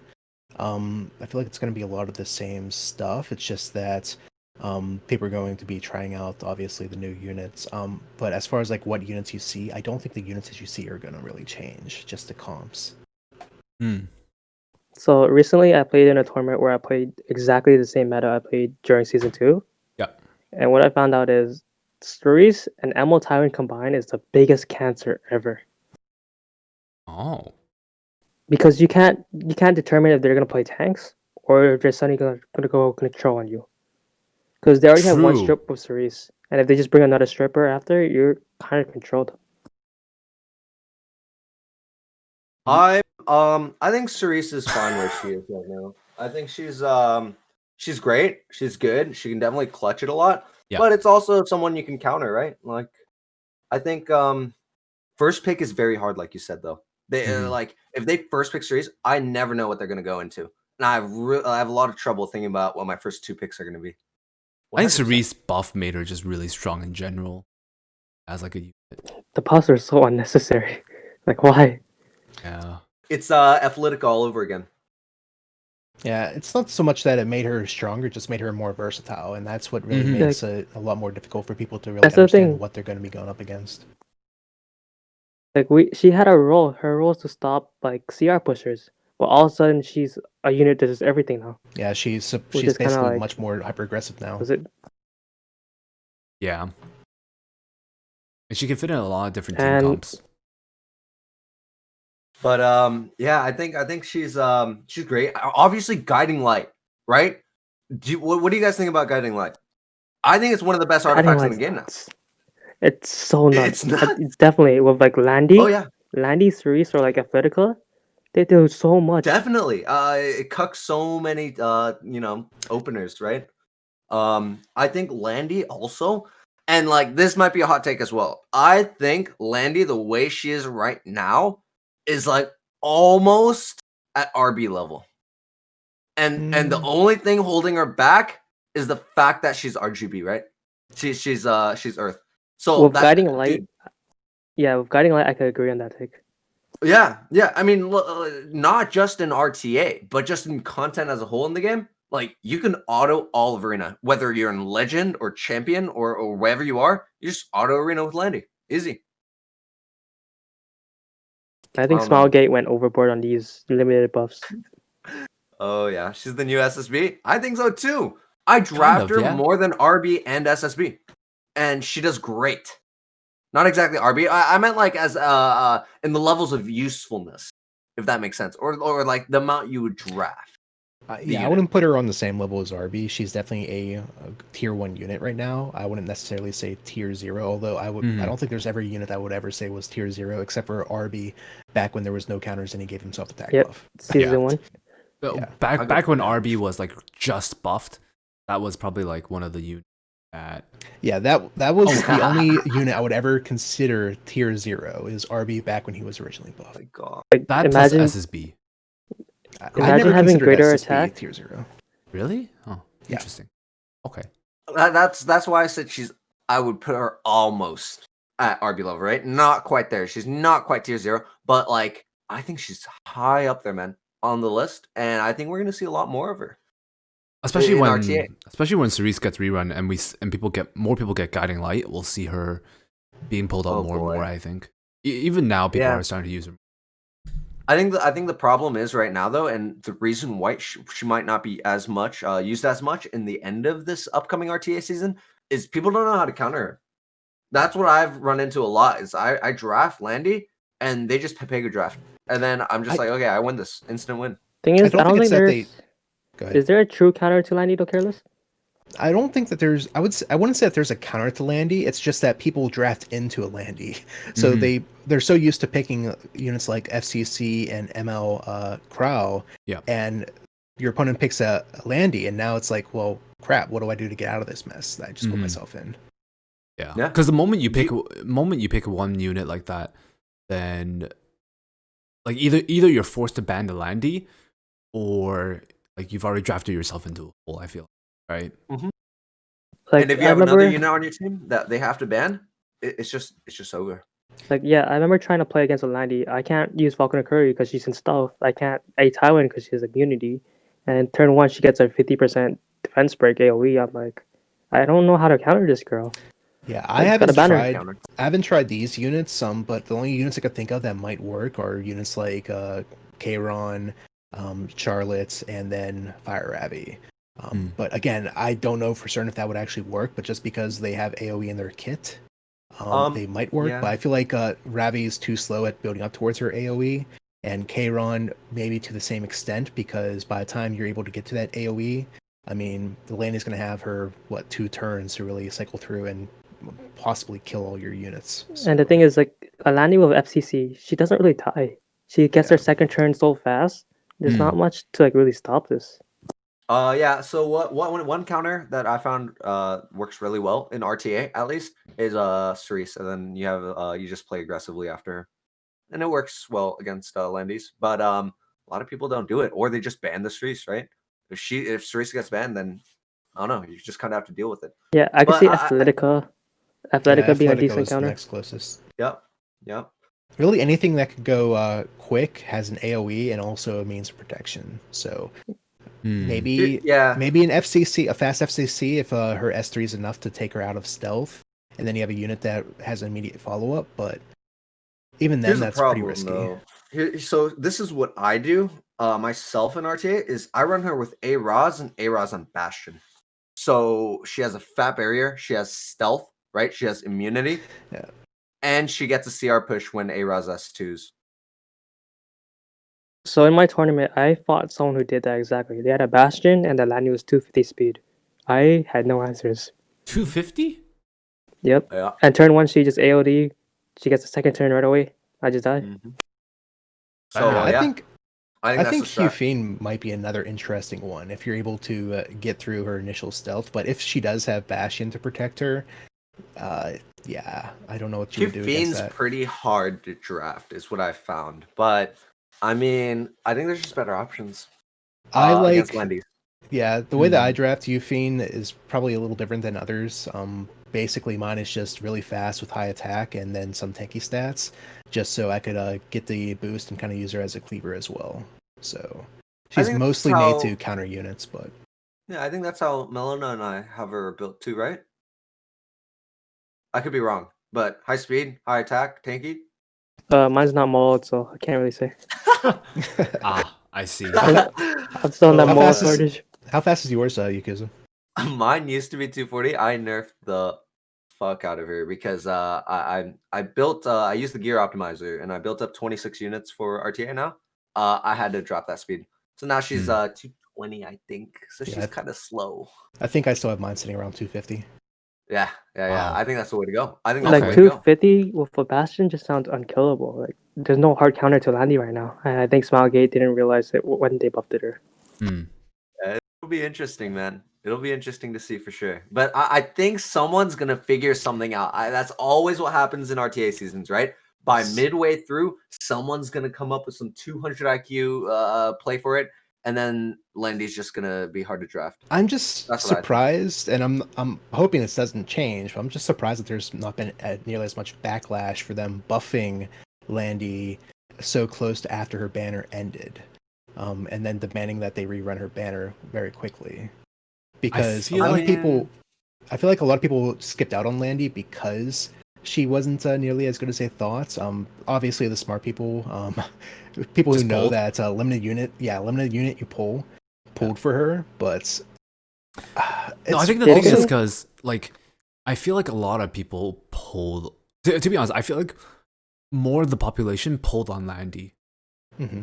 No Yeah, I matter think we what. didn't This have a time. limited. If you Like, skip a limited, you're asking for it, dude. Like you cannot complain if you skip on a limited. well, it's That's also how a I while feel, since we dude. had one. Well, I don't know. imagine- That's just me. I feel like that's like you don't skip on limited.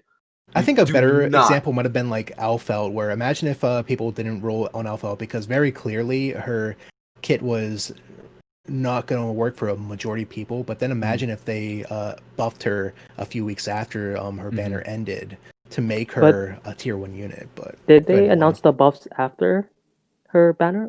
yes. Yeah, they announced them after her they banner did. They ended. did. And Oh, like yeah, I don't I know. get your point, How right? did they Like get away that with that? sucks.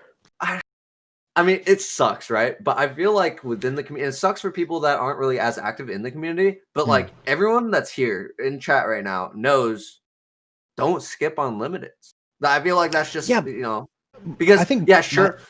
But would it But like limit or not, would it have issue made a with- difference? let's say if it's like though? a Like if they like I don't know, buffed her like 6 months from now, I think it would. like it's still the same output, right? no. Let's say what happens if Mort after Mort's banner, they're like, oh, Mort's kind of underwhelming. Let's buff him in 2 weeks after his banner. Wouldn't people get mad?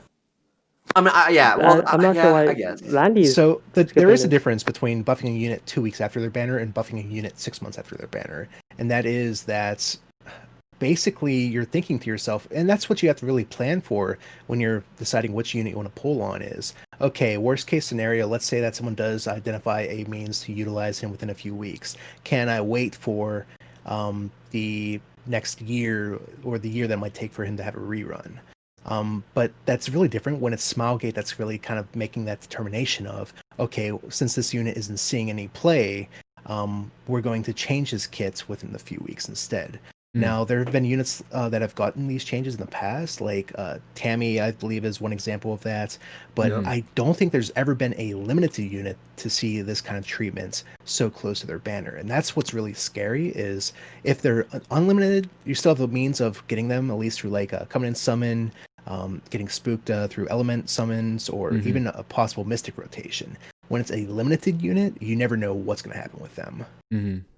Yeah, this was a bad call from Smilegate. Yeah, I think there's just one important like lesson that we all have to learn here, right? Don't skip on Tenebria, all right? That's easy. Just roll for her. Yeah, and that's easy to roll say on for a lot limiteds. of people, but not everybody can actually roll on each one of these limited units. And if they have to roll on every single limited unit, especially if when we get into the next year where there's going to be reruns on top of new limited units, I mean, it's going to be really difficult for those people to really decide on, okay, do I want to skip this limited unit, or are they going to see a buff in a few weeks after their rerun? That's a fair So point. I get a lot of new players, right? That ask me questions, send them in DMs and stuff. I'm sure Sky King does too. The first thing I tell them is save your bookmarks. Like if you are smart with your bookmarks and Skystones as a free to play player, you can pity every limited banner. The time frame between limiteds are that long. But that's only for like endgame players. As a new player, they can't possibly save up for every banner because they need every new unit. And that's not it. It's just like, what are you saving for as well? Are you saving for a unit that might have a chance of getting buffed? Or are you saving it for a unit that has a good kit right now? Like, I just say go that's what's limited. really scary about them being able to update and buff a unit within the first few weeks after their banner ended. And that's why I really think that's an unhealthy approach. They should at least allow the unit to sit for some time, see if players actually find a way to utilize the units, which in some situations they do. I mean, look at all these units that are now seeing play after how long have they been released, and they really haven't seen any buffs in recent time. I mean, Ravi, yeah, she got a buff, but that was how long ago now? And suddenly a lot more people are starting to actually branch out and use her. So it's really difficult to say. And I don't agree with Smilegate's approach of, hey, a lot of people are complaining about this unit, let's just buff them right now, 2 weeks after their release. To be fair, I feel like one thing is it's more of like, so people complained about Landy being a very underwhelming unit for being limited, which caused them to buff her. I'll be honest, I feel like what they should have done, or like what they could have done a little bit better, was once they decided their buffs, her buffs, sorry, and announced her buffs, as she was just rerun, like either leave her, like open her up again for like a week to give people a bit of time to like pull for her again because of this, because it's been such a short frame, right? Yeah, you just can't buff a unit after the banner goes away. It just doesn't fit well with like anyone's. Yeah, and I mean, look at units like Riley. Everybody was saying that he needed a buff when his banner was still out there on Mystic Rotation. Then suddenly after the Mystic Rotation, everybody was using them. So I think Smilegate was put in a really bad spot. Did they make the right decision? Maybe not, right? But everyone was complaining about Landy during her banner, and then even like right after, before they announced the buffs, everyone was complaining, right? yeah, so they were put in a tough situation where they're like, okay, we need a buffer so people stop complaining. But then they didn't make the right choice of putting the banner up again, which I agree with you on that. But also, don't skip unlimited banners, please, chat. They also set the precedent of if you complain enough, now you'll actually get your unit buffed.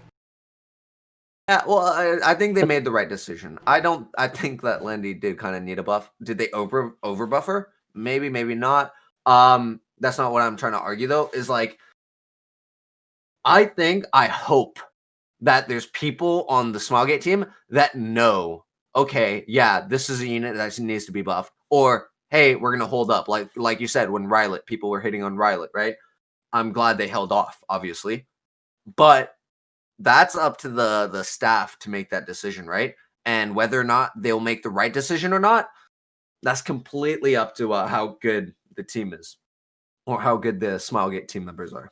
So I think the biggest thing was just like I feel like the biggest thing was like I mean I can understand, like Caerliss kind of has a point, right? Like whether or not, you know, let's say a brand new player starts the game or plays the game, or even like a mid-level player starts, you know, playing the game and whatnot, they pull for some units and then they decide, like, right, they hear the feedback, they're like, oh, Landy's not a very good unit now, you know, I'm gonna skip on this because it doesn't seem to be that good.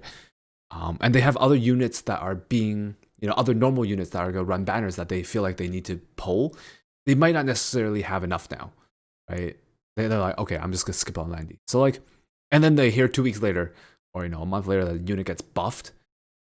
It's like, oh, dang, now I don't have this unit, right? Like, it's a bad mentality to have, to like, I feel like, to like, oh, I always need to pull on all these units in case they get buffed. I think that's a very bad mentality. Yeah, I think it's just a bad mentality itself. But I agree, but also it's kind of like the reality, and it's been the reality even before this whole Landy situation, right? Don't skip unlimited. That's something we knew, and it's not only because whether or not a unit's going to get buffed or not. People like we can't predict whether a unit's going to be meta or not before the game out. I mean, remember Disney when she first came out? Everyone was saying she's just, you know, garbage and all that. I can still find posts when I search my name about me commenting towards other people that are saying like Dizzy's bad. Like, that's why you pull on limited banners, not because they might get buffed right after. It's because they might become meta since people test her out, right? And it's the same with Valencia. It's the same with you know, so many of these units that's been coming out. Is when she comes out, a lot of people are very, you know, they might just say, oh, she's garbage. And it might be the same with Tenebria. You know, you might hear people saying, oh, she's meh or whatever, but she might turn out to be really, really good. We have to wait for people to mulla them, and then you know, the top RTA players to actually implement them into a team. That's why you pull on it, not because they might, you know, they might get buffed later or not. Like, you know, that's fair, but I think in conclusion we were saying everybody thinks that they should have just extended the banner. If you're gonna buff it right away, I agree. You should have just extended the banner. I agree. You screwed 100%. A lot of people over by not doing it. And financially, it just doesn't make sense for them not to rerun the banner, because I guarantee if they reran the banner, people would have rolled for her. So it's just really strange that they Yeah, didn't. But I wonder what their decision-making process is there, right? Because you know, They as were just much as panicking. like I shit on SG a lot, like I always give them the benefit of the doubt. There must have been some sort of reason that we just don't know of, or maybe not, right? But I don't know. I'd like to think that they know what they're doing, but it doesn't always seem that way, you know. I think one thing K-Kite, you said in chat, one quick fix, just don't release underwhelming units, especially limited ones. I think their biggest fear is releasing a overly OP strong unit. unit and having to nerf her later. Nerfing a unit after her banner ends because she's too OP is definitely, it's probably worse, to be honest. it is. It's easier to buff a unit than it is to nerf a unit, especially since they've set their nice little precedent of giving your selectors, if you nerf a unit, they probably never want to ever nerf. I don't think they ever want to nerf it. Yeah, exactly. So that's like, we screwed up really bad. We have to nerf now. That's the only case. Yeah, which I think they've been doing good in that aspect. Like they haven't made a unit like overly powerful from the get-go. I think what they're trying to do now is they're trying to hide reworks through buffs, so they also don't need to. Every unit got nerfed first. Well, every unit gets nerfed on release. It's not even that. It's like, at what point is a rework a buff? Because would you consider Cerise's changes a rework or a buff? I think I would still consider a buff. To be I think honest. It's a buff. Because like she does the Cerise? same thing but more. Like now, I think a rework. That's a buff 100%. No, like I think like a rework is like the only unit, not the only. The one I look at being a rework is probably like Charlotte. Like her whole kit like changed. Yeah, that's fair. But on your point, in regards to like skipping limiteds, I learned my lesson back with DN when everybody was saying that she was bad. And I still rolled for her, and then suddenly, hey, DN's actually pretty good. So and she's stayed good. Yeah, I don't know, man. I think someone in chat said something right, like you know, buffing units and nerfing units is fine. A lot of times, Smilegate will just go all the way, or just nothing at all, and there's no middle ground there. Did Cerise need buffs on all three of her skills? I don't know. I personally think that was kind of over buffing in a way. She was fine the way she was. Yeah, sure, you can you can make the S3 better. You can I don't know, just they over. I feel like they just. I mean, those are a bit of like an over buff. Which, I mean, one thing that people will like about this is like, I mean, since these limiteds, like, I mean, it makes it seem like in the future, Luna might get a buff. I mean, people are calling for it, so maybe people might get their wishes in the future if that's the case. But who knows, right? So. I think Smilegate just really wanted to change the meta. They really wanted to change the meta so bad. They made some weird choices. Cerise Ball got some crazy buffs, and then. Okay. What is this copy paste in chat? What are you guys doing? All right, let's talk about our last thing here. This is just speculations wise, so keep that in mind, right? We've heard a bit of we've just heard a bit, right? Of possibilities of this happening.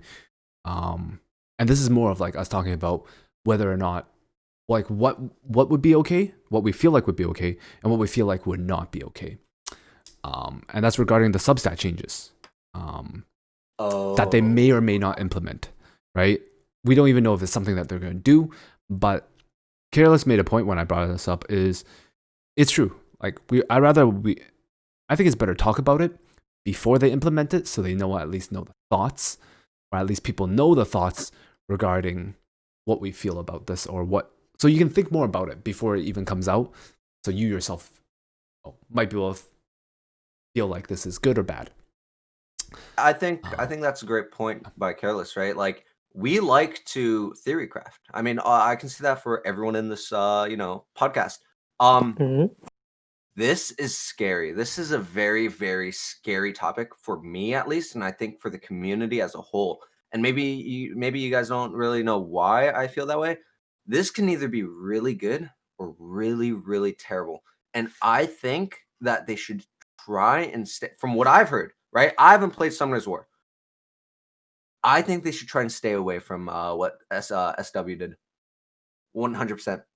Well, this will depend on what we feel like. So, I guess we can talk about like what wouldn't be good.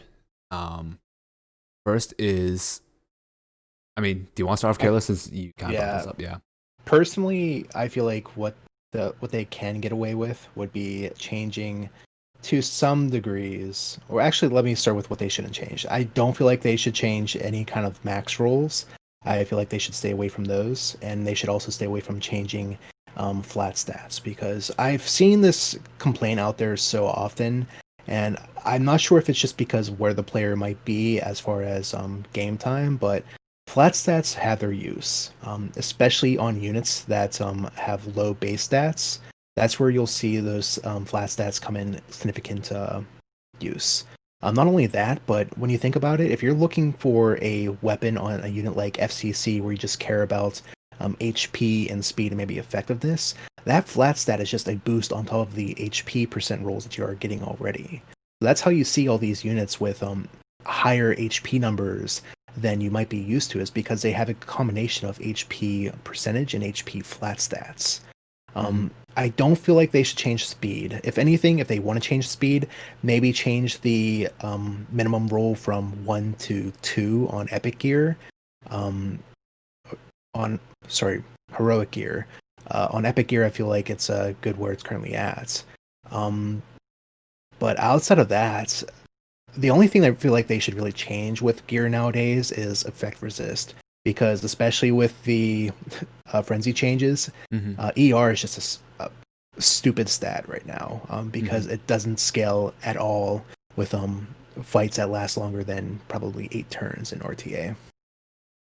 Yeah. Oh man. Wait. So first of all, I see a lot of people saying that like flat stats are just bad in general. I highly disagree. Like kind of what like Caerliss says. There's no way I can get my ML haste to 25k HP, 200 speed without flat stats. There's no way. Right? And then there's units that have like low attack. Good luck getting T Surin to 2500 attack plus without flat stats.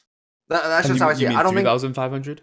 Sorry, what did I say? I'm sorry. You Yeah, said 3,500. Dude, man, right? yeah, one too many sanitizer drinks. Okay, dude. It's all right. Hey, relax. Hey, but you know what I'm saying, right? Does that make sense? So Yeah, it's so- also defensive too. Try getting a Yeah. Rowlet up to like 1500 defense with just defense percent. Good luck with that. Yeah, because it's always a combination, right? So like, let's just take like ML haste, ML crown into consideration. Those units, even if you have substats of health percent, right? It's hard to get high stats unless you have a combination of flat health plus a substat of health percent. So a ring, you have HP percent main, and then you have max rolls into flat health. That might actually be better for ML Crow and ML Haste beyond anything else, right? You much rather have those, in my opinion, than, well, defense is good too, defense percent sometimes, but right, if you want and you're looking for that HP, you need those flat stats. So you definitely shouldn't get rid of them. Some units can really make use of them. But honestly, like, I think I'm gonna go with this first. Speed, I really do agree. I really don't want them to like change epic. As much as some people might think and might want the minimums of epics to rise, there's two things. Is one, retroing, right? If they retro, not much is going to change. And now you're going to have an even harder time, possibly. I mean, the other thing is, I don't even know how the hell they're going to retro that. The other part is, the other part for me is like, if that happens, I think heroic gear, speed-wise for heroic gears, they're just dead. Like, Man, the biggest problem I see with all this, right? And, you know, as someone that spends money, you might be like, okay, why are you complaining about this? But, like, I really don't want them to monetize this, especially if it's something that turns out to be really OP, right? Such as changing substats. But Yakuza, like, you know how Summoner Wars has appraisal, grants, and gems? Yes. So we technically have appraisals, but they're considered conversion gems, isn't it? There's just a longer way to do it. I think there's more RNG involved, isn't there? I could be No, wrong. we're just rolling It's the substats. same thing? yeah. Yeah. It's pretty much the So same what thing. what if Smilegate does something similar in a way where we get grinds and gems, but like very limit the amount we could get of like conversion gems? Because we kind of copy Fine with Summoner that. Wars, but super healthy right now. Yeah, I'm No, fine with that as long as they don't monetize it. Like the biggest gap between whales, there's two gaps, right? Whales and free to play, and then there's day one players and then new players, right? This just further extends the gap, especially when it comes to gear. And I feel like it could be very unhealthy. And it's the like one of the biggest complaints that Summoners Wars has right now is the whole substat changing thing, right? I could be wrong, but that's what I heard. Is like that's a big issue in Summoners War right now because of the fact that they monetize it. If they limit it to like how much we can get a week, kind of like through whatever transmit stones or whatever, however they implement it. I think if they limit it to all players equally, I think it'd be great.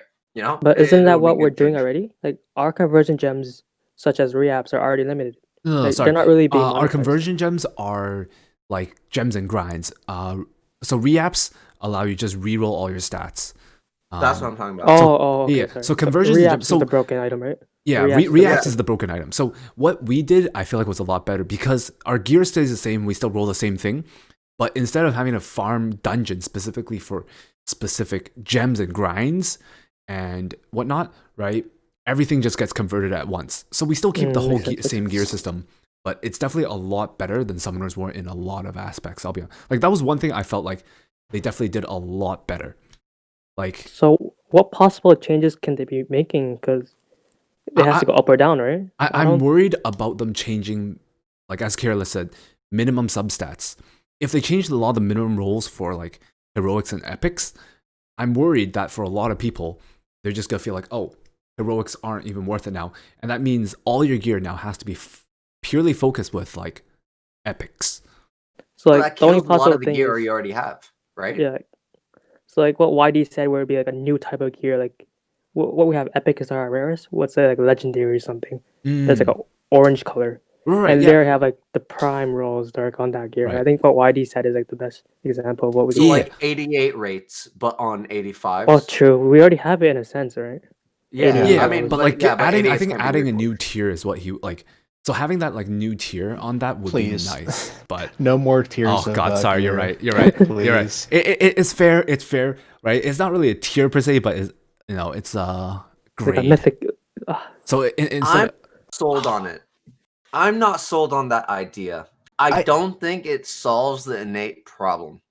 I just feel like touching gear is one of the most dangerous things that Smog Oh, can do. yes. They already did it once Yeah, with I-90s, and Yeah. they pulled it off. I admit that. They Yeah. actually did pull it off. Oh, Gear dude, they is did such a fine good right now. I job. just yeah, like they've already I don't know like what they could change. they did well with the I-90s, and like I feel like it, it's like a gamble because if it doesn't go well, like things would just instantly like crash and burn. Because like, And that's the thing, is there's no walking back from that. Whatever change you make is going to stick in the game, because good luck trying to revert those changes. Yeah, it's really scary. I think that's going to be the scariest change. Let's right? not talk about going into I-100 2020. chat. Yeah, I don't want to see another level I don't think beyond that'll be a I-90 for thing. now. I Like, don't see changing them ever doing substats is Ion too 100. yeah, it's too touchy. Like just Yeah, one thing and it changes the game completely. Well, and that's also why I wanted to kind of have this topic out in the open, because at first we were basically just saying, okay, they're talking about some changes coming up in the beginning of next year, and let's just leave it at that and see what they do. But at that point, they're going to decide on what their change is and then roll it out, and then we're going to be releasing feedback on it. Yeah, this I is feel a like that huge is change. the worst. Yeah, this should be something that they should at least get the opinion of before they make any drastic decisions. true. Yeah, I agree with that. I Because think in like, a sense, oh, in go a for it. sense, this could in a sense this is like another power creep. And we know we all don't want another power creep. Everybody hates a power creeping game. And then that also makes it for new players hard. Like it makes it more difficult for them to catch up to be honest. Like Yeah, I think that's the problem. Look, I mean, you guys know about Lakari, right? He's been playing Epic 7 recently. he just started recently. Yeah. Yeah. So I've been talking to him a lot off stream, and the number one problem that I think he's gonna have is catching up. And he's super excited about it, guys. Even though it like started off as an ad, he's playing it off stream a lot, dude, a lot. And Was he I let sponsored him to play play. it? He was sponsored by Streamloots, so not by Smilegate. It was Oh. by Oh, that's pretty Twitch. cool. So Oh. since and so 2 years behind on Molas. Yeah, I think that's gonna be the biggest problem for him. I let him play my account, and I let him do some RTA, and he really enjoyed it. But I think the number one problem, and this isn't just for him, it's about any any new players, right? And I'm always for growth in a game, whether it's free players, late game players. I think that they need to. I mean, they've been doing a good job though. Did you guys know that new players get like free 10 summons like every day for like 7 days? What? Yeah, they do. Yeah, And like dude. return like So I Sorry. think it's just that they've been doing a good job, right? I think they need to do a little bit more to let free to play players catch up. Yeah, I don't think anyone minds if like new players get more benefits because in the end of the So- day, it just increases the community, right? yeah, I agree with that because that was my biggest concern too. Is all we're getting right now, as far as new players to this game, are new players who I don't believe are going to be that competitive. Because if they are a new player and they are competitive, they're going to be turned away from this game so fast because it actually takes so much time to catch up to even a competitive level right now with where everybody else is at. Not just from a gear perspective, but from a character and MOLA perspective. Especially if they're starting a new account. I think the biggest thing is the molas, to be honest, for any new players, unfortunately. Molas, Not yes. even that, I just would say units that in general. gears, gear and Units, units. gear, It's mole, gear. everything. And especially the gear. But yeah, MOLA and units is another big piece, as well as obviously a draft. But I think ways they could kind of get around that is not only reducing, maybe not so much reducing, but increasing the amount of experience that you do get with leveling, just so you're able to get to 60 faster. But not only that, but trying to find out ways to maybe provide more of these sets along the way. Similar to how we get these sets with these events, maybe give newer players for the first maybe once a week for the first month, or maybe once every other day, just new epic sets, or whether it be speed, heroic, whatnot. I don't think anybody would really complain about that because it's just gear that they could really Maybe build off keep it of. at like level 78. At level 78, no one will care. But Maybe, but I would say even like if it's just epic sets. I mean, a epic set could be good, but they're still gonna have to build that set to level 90, which means they're gonna have to farm hunts, and it's very unlikely that they're gonna have the units to do so anyway. But it's just a way to get those accounts on a much higher level. Now, the argument would be then, okay, well, what about the characters that were created before then, or the accounts that were created before then, who didn't have that? I'm not sure how to address that, but again, this is not something that I think they should do, but something that they should at least look into, because I do agree with Yakuza there. It's really difficult for new players to really get into the competitive aspect of the game, but I'm not sure how to increase that speed at a healthy pace that isn't going to topple other elements of the game. And here's why, like, it's a bit sad, right? It's gonna take a player like a year to get into RTA, right? That's a long time. yeah, the entry to RTA is too long. Yeah, and it's the best content in the game. It's why I play Epic 7. It's why a lot of people play the game. That's the funny thing is they can't even join mock rooms until they're Yeah, level 60. they can't. Yeah, exactly. I don't think that should be a thing. Why is there a cap? Why can't everyone just like, play RTA, whether it's in, a room or whether it's in bronze, right? Like, I think that like people should just be able to play it, whatever. Who cares? Right. I agree. They're not going to climb. I agree that they probably shouldn't be able to join ranked until they're at least a higher level, but I don't see why they shouldn't be able to join mock rooms until. I think so. Like the saddest part was that Lakari can't even stream RTA. He can't even play against his chat. And it's the best content. If he plays against his chat, that's literally just his chat asking to bully the shit out of him. That's what I want to do, dude. That's what the no. I want to play against him. I don't want him to play RTA on my account. I want to play against him. Come on, Gabe, dude. that's assuming that a lot of his chat members are like level 60, but maybe there are other level 45s there who just want to be interested in playing against him. True. Yeah, no, I do agree. Like mock battles, I feel like could definitely be open. I think standard ladder shouldn't, because like standard ladder, if you open to everyone, like, yeah, I'm not against open it to like lower level because they're not gonna get anywhere anyways. But Yeah. I think it's more frustrations for those newer players than anything else. But why not? Right? Regular arenas open for everyone. Why not RTA? Sure, they might not be able to climb, but that's fine. At least they can still play the game, right? I have an idea on why they do this, and I hope it's not the case, but I think it might be. I think it is just to make sure that newer players don't understand the significant gap that they're going to be facing between their accounts and a much Yeah, more that's fair. advanced account. Dude, Fivehead, you're Mm. kind of Because right. RTA is a huge gap. To even Yeah. to RTA, you gotta have several units built, Yeah. several like 90s or 85s that are Oh, already. but wait. Why would it be different from Arena? What if, I guess because active Well, no, because players Arena would you only have- Because need Arena 4 you units. use 4 That's units. all. Or Yeah. technically, You depending don't on who you really- have, if you have just True. 2 units, that's all you need. And then Yeah. the RTA, you need a minimum of 5 built units, right?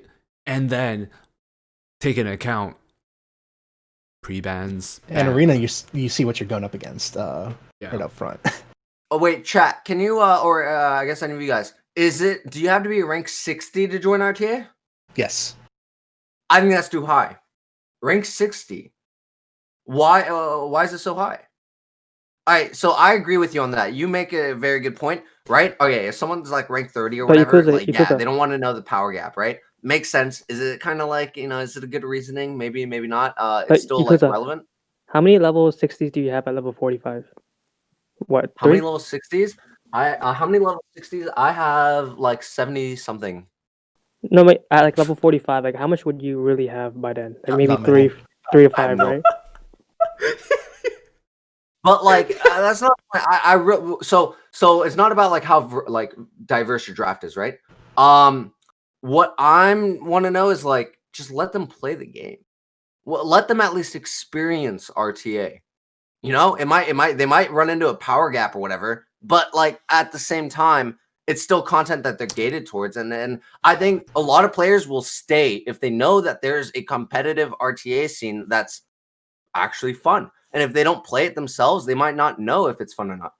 Like this may work if like the RTA border was wider, because in Arena you go from what 0 to 6K, right? In RTA you go to 0 to 2K, which is why they can't really add a real bronze level, because bronze would technically be like I mean, okay, champion to or be like fair, the other thing we challenger. don't know is that it might be because there might not be enough people playing in the lower levels. I don't know. Fortunately, I don't know the statistics on like that's something I want to see. But I don't know if they'll be able to release that, right? It's like statistics on at what level, how many people play RTA, right? Yeah. And whether or not that can be improved, if it's not enough, right? What can be done for that? Because like for a lot of veteran players and a lot of higher ranked players, right? RTA is what saved this game. At the same time, 100%. for like lower ranked players, maybe RTA is something they don't really like because they feel like they get overwhelmed there, right? Like so, like it's something that would be interesting. Maybe it's perspective. Mm. I think you're right. It's perspective. The way I see it, I'm like, oh man, so many people would stay if they knew how RTA works and how that or how great RTA is, because I find RTA great. But maybe new players wouldn't see it that way. Yeah. The other You're thing right. is, You're right. I don't know. To kind of help people move along, I really think that we're at a point in the game where Smilegate can actually start releasing things such as 5-star selectors for season 1 units. So for episode 1 units. Because by now a lot of players should actually have those units, and this would actually give newer players a chance to really kind of catch up by getting some meta units. And I don't think that would really hurt anything, as long as it's like episode 1, then maybe episode 2, when basically just a few episodes back, when there's already a chance that a lot of the people that are currently playing the game already have them, and this would really only benefit newer players or people who just want to imprint their characters. I think we're at a point in the game where we could safely do that, and without really impacting the game too much. Very Yeah. true. So, like, Very true. most end or like mid game players, we're already satisfied with what we have. We don't really care if maybe like our rank 30 gets 1 extra nat 5, right? We want them to get the extra nat 5. That's true. We Like, want them to stick around. like if you hit like a certain level and like you hit a milestone, right? You get a selector. Like now people can actually choose, right, what would help them progress in the game a lot now. Like what's meta or what's like that's true. I didn't think about that. That'll actually help new players a lot. You're right.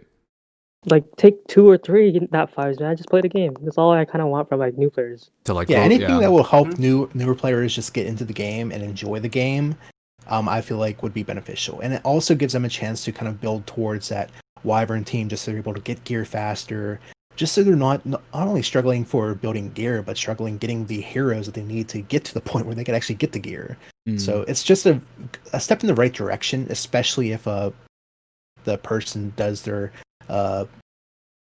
due diligence with checking what sort of units they should pick, what sort of units they should go with. But even then, I feel like a lot of the season 1 units, the season 1 5-stars, with the exception of a few, are still really good right now in the current meta. Yeah, As long as you can build them correctly. But yeah. that's true. Yeah, I think this is super important for the future of the game. Allowing free new players to at least, even if it's a little bit, catch up a bit faster to everyone Mhm. else. I think like seeing like all these new players come in, seeing how far they are from like me or any of us, it's Mhm. absolutely insane. Yeah. The way I see it right now, they can never catch up. And the Right? thing is, Like we're there's just like progressing too much. there's no must-have RGB unit, right? Like you don't have to pick Crow, you don't have to pick Villager, like you don't have to pick Ravi. You could pick anyone. It doesn't really matter who you pick at this point because the game is kind of diverse. Our balancing is kind of good in a way that it doesn't really matter if a new player gets a couple few units because they still need a lot more. Yeah. Agree 100%. I'll still stand by everyone should select a Ravi. I mean, Fire Ravi for the selector. That's a hot take. I'm still Okay. gonna stand by it. I'm gonna Okay. stand by it. I know people are gonna Um. be like cigarette, but I'm standing by Fire Ravi, man. Jeez, I know, chat. I know, chat. I'm not gonna get into that. I have a question for Sky King. If Yo. uh, I'd actually like to talk about JP server at some point because I've been Oh. super active on JP. If you want, Yeah. if not, we can You guys keep can talk going to about something that. else. Like, yeah. So, Go for it. the past like few months, I've been very interested on the state of JP server, right? Because Mhm. I mean, chat probably has this idea, and we probably do as well, where JP was just a failure. Like it is dead. It's worse than Europe server, right? That's actually not the case. That I did some research on this too, right? And I've contacted. I actually regularly talk to top 5 arena players in JP. Hmm. Chat, it's not, they've come back. It's not as bad as you think. Did they fuck up launch? Yes. 100%. That was the worst launch of any game I've ever, dude. Oh my god, it's so But bad. Yakuza, aren't they Yeah. still steady? Like, aren't they still on They're a steady very player steady. growth? They have made almost as much money in the first half of the fiscal year as North America, all of North America combined. So Yeah. Last I they're checked, they're making doing money. good. That's a cash cow. But the problem is, right, the way they started. I see ads everywhere. I live in Japan. For those of you guys don't know, in chat, I go on the Japanese train. rice I'm gum, by going to the way. work. Okay, dude.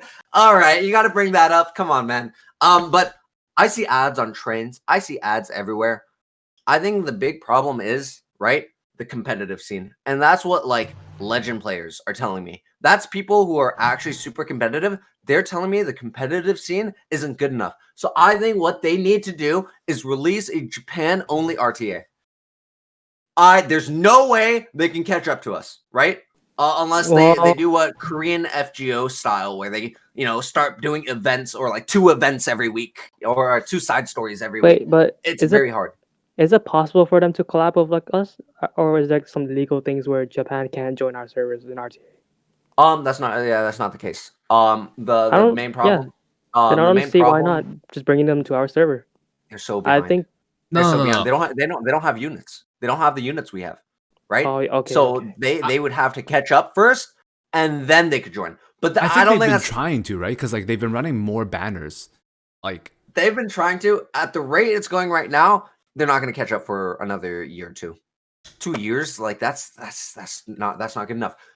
That means that they're gonna have 2 years without RTA. What they need to do now is release a JP only RTA for JP players, and then later implement it once they catch up into But hold up. the rest. How far in is Japan server right now? How far? How many months are they in now? Oh, geez, has it been a year?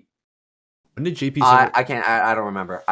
1 year. Because I think it's 1 year. we got RTA how long? We got A RTA year like ago. maybe a year and a half I in. think it's yeah. Yeah, Year and a about half in. roughly. Yeah, so we didn't have RTA for a year and a half. I think they might have to go through that first before they're getting their The own problem RTA. I find, right, is FGO. I mean, sorry, not FGO. Epic 7 Global was a lot more healthy back then than what Japan's going through right now. Japan is really on a bouncing like ledge where it can go either way. It can go really well, it can go really bad. Problem with the rewards. What do you mean, Eska? And I think that JP, they should really, and this is the top complaint I hear from everyone. I'm talking about top whales, top legend players on the JP server, is we need RTA.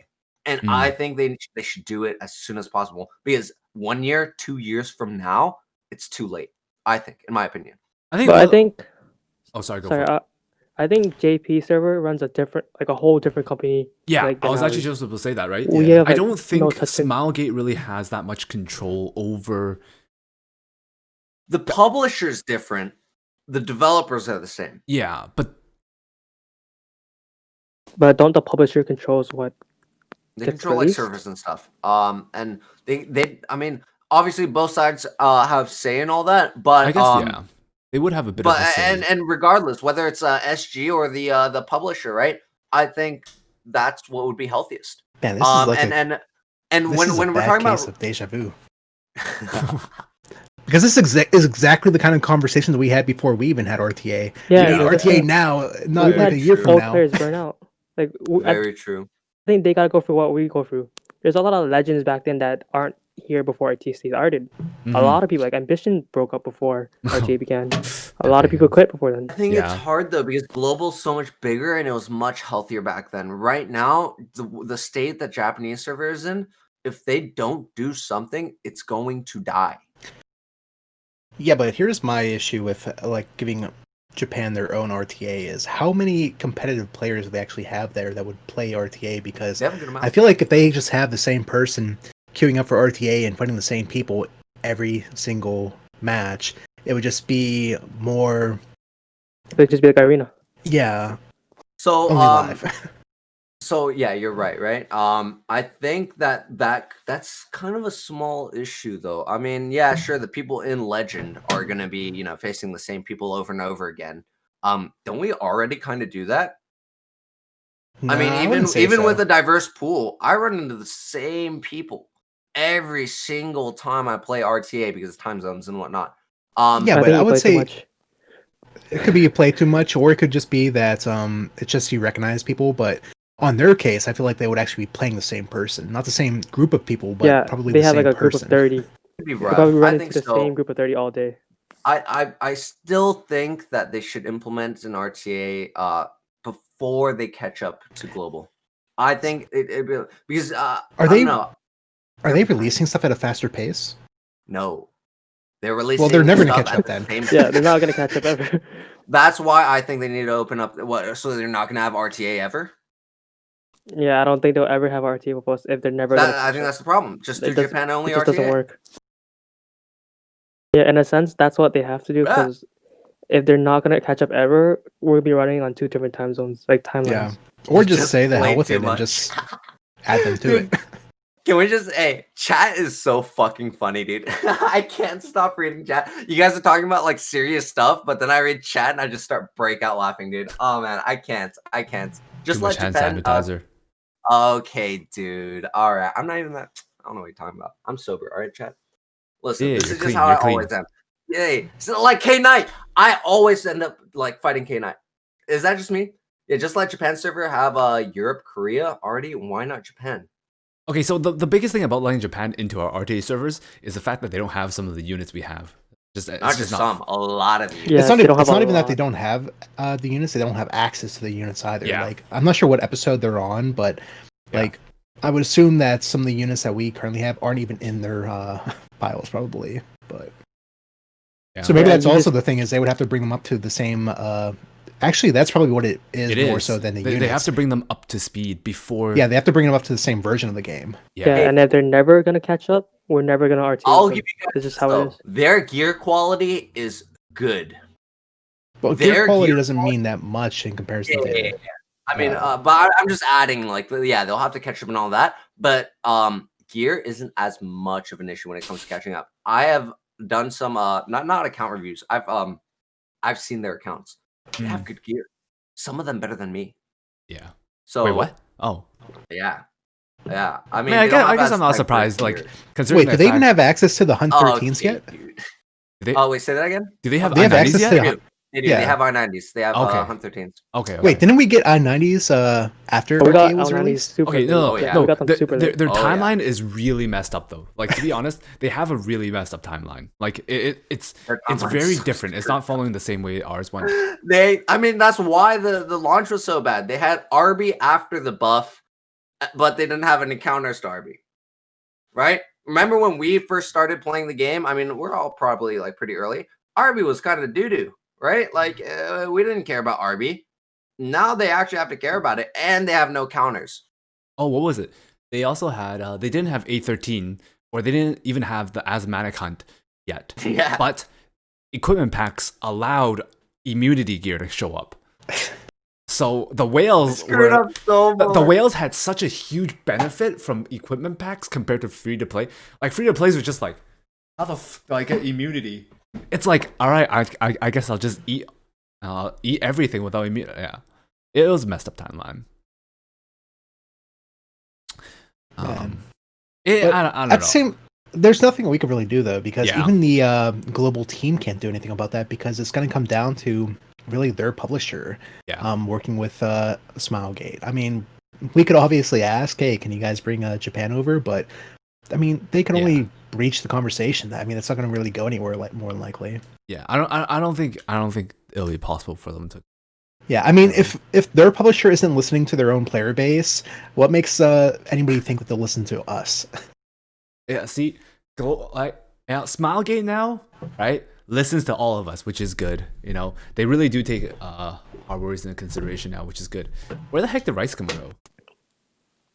I think I had to step away. But the thing is, like, we're all trying to help the game, right? Like, Mm-hmm. Smilegate knows none of us means like any malicious things.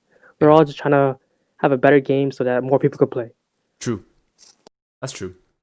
All right. Yeah, I really In think Japan, the it right might be a direction bit is. Yeah, I really think the right direction, as far as like letting everybody play over here at least, is giving them more access to 5 stars, and that means maybe 5-star selectors for episode 1, and just other ways to get the units they need to really progress in the game. Yeah.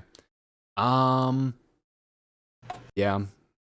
I mean, to be honest, like, we'll see what happens with that, because I mean, eventually JP's gonna come in, I'm sure, but because they do have, I feel like, from what some people have told me, they do have a bit of an accelerated timeline. It's just it will take a while because we're not moving slow, to be honest. So, aside from that, though, I think I'm gonna end it off here. To be honest, as always, thank you guys for watching the podcast, and hope you guys enjoyed it. You guys want to do any shoutouts? Feel free. I know Caerliss and Melloona don't. Oh, sorry, Caerliss doesn't stream. Melloona streamed once or twice, and then your Japanese Yakuza. So if you guys want to do shoutouts, Caerliss, I don't know, you guys. You guys go for it. Yeah, I don't really have any shoutouts, but thanks for having me again, Gabe. Always a pleasure. Appreciate it. Melloona, you have anything you want to say? Yeah, thanks for the invite, Gabe. I'm glad that I had a good group to talk to for my first time on the podcast. I couldn't have wanted anyone better than Caerliss Yakuza than you. Just not really much to shout out. Thanks. When are you streaming? Oh. Maybe 6 months from now. Oh, okay. Hey, What maybe. the heck? All right. Okay. Okay. Clip that. All right, and Yakuza. All right. Hey, chat. If you guys get Twitch Prime, even if it's not now, make sure you use it on Sky King. All right. Hey, listen, he deserves it. Great streamer. His voice. Oh my god, I lost chat. Anyways, thank you guys so much. Sky King, thank you for allowing me to join your podcast. This was a lot of fun. I appreciate it, guys. Much love to you all. Too much hand sanitizer. All right, peace out, guys.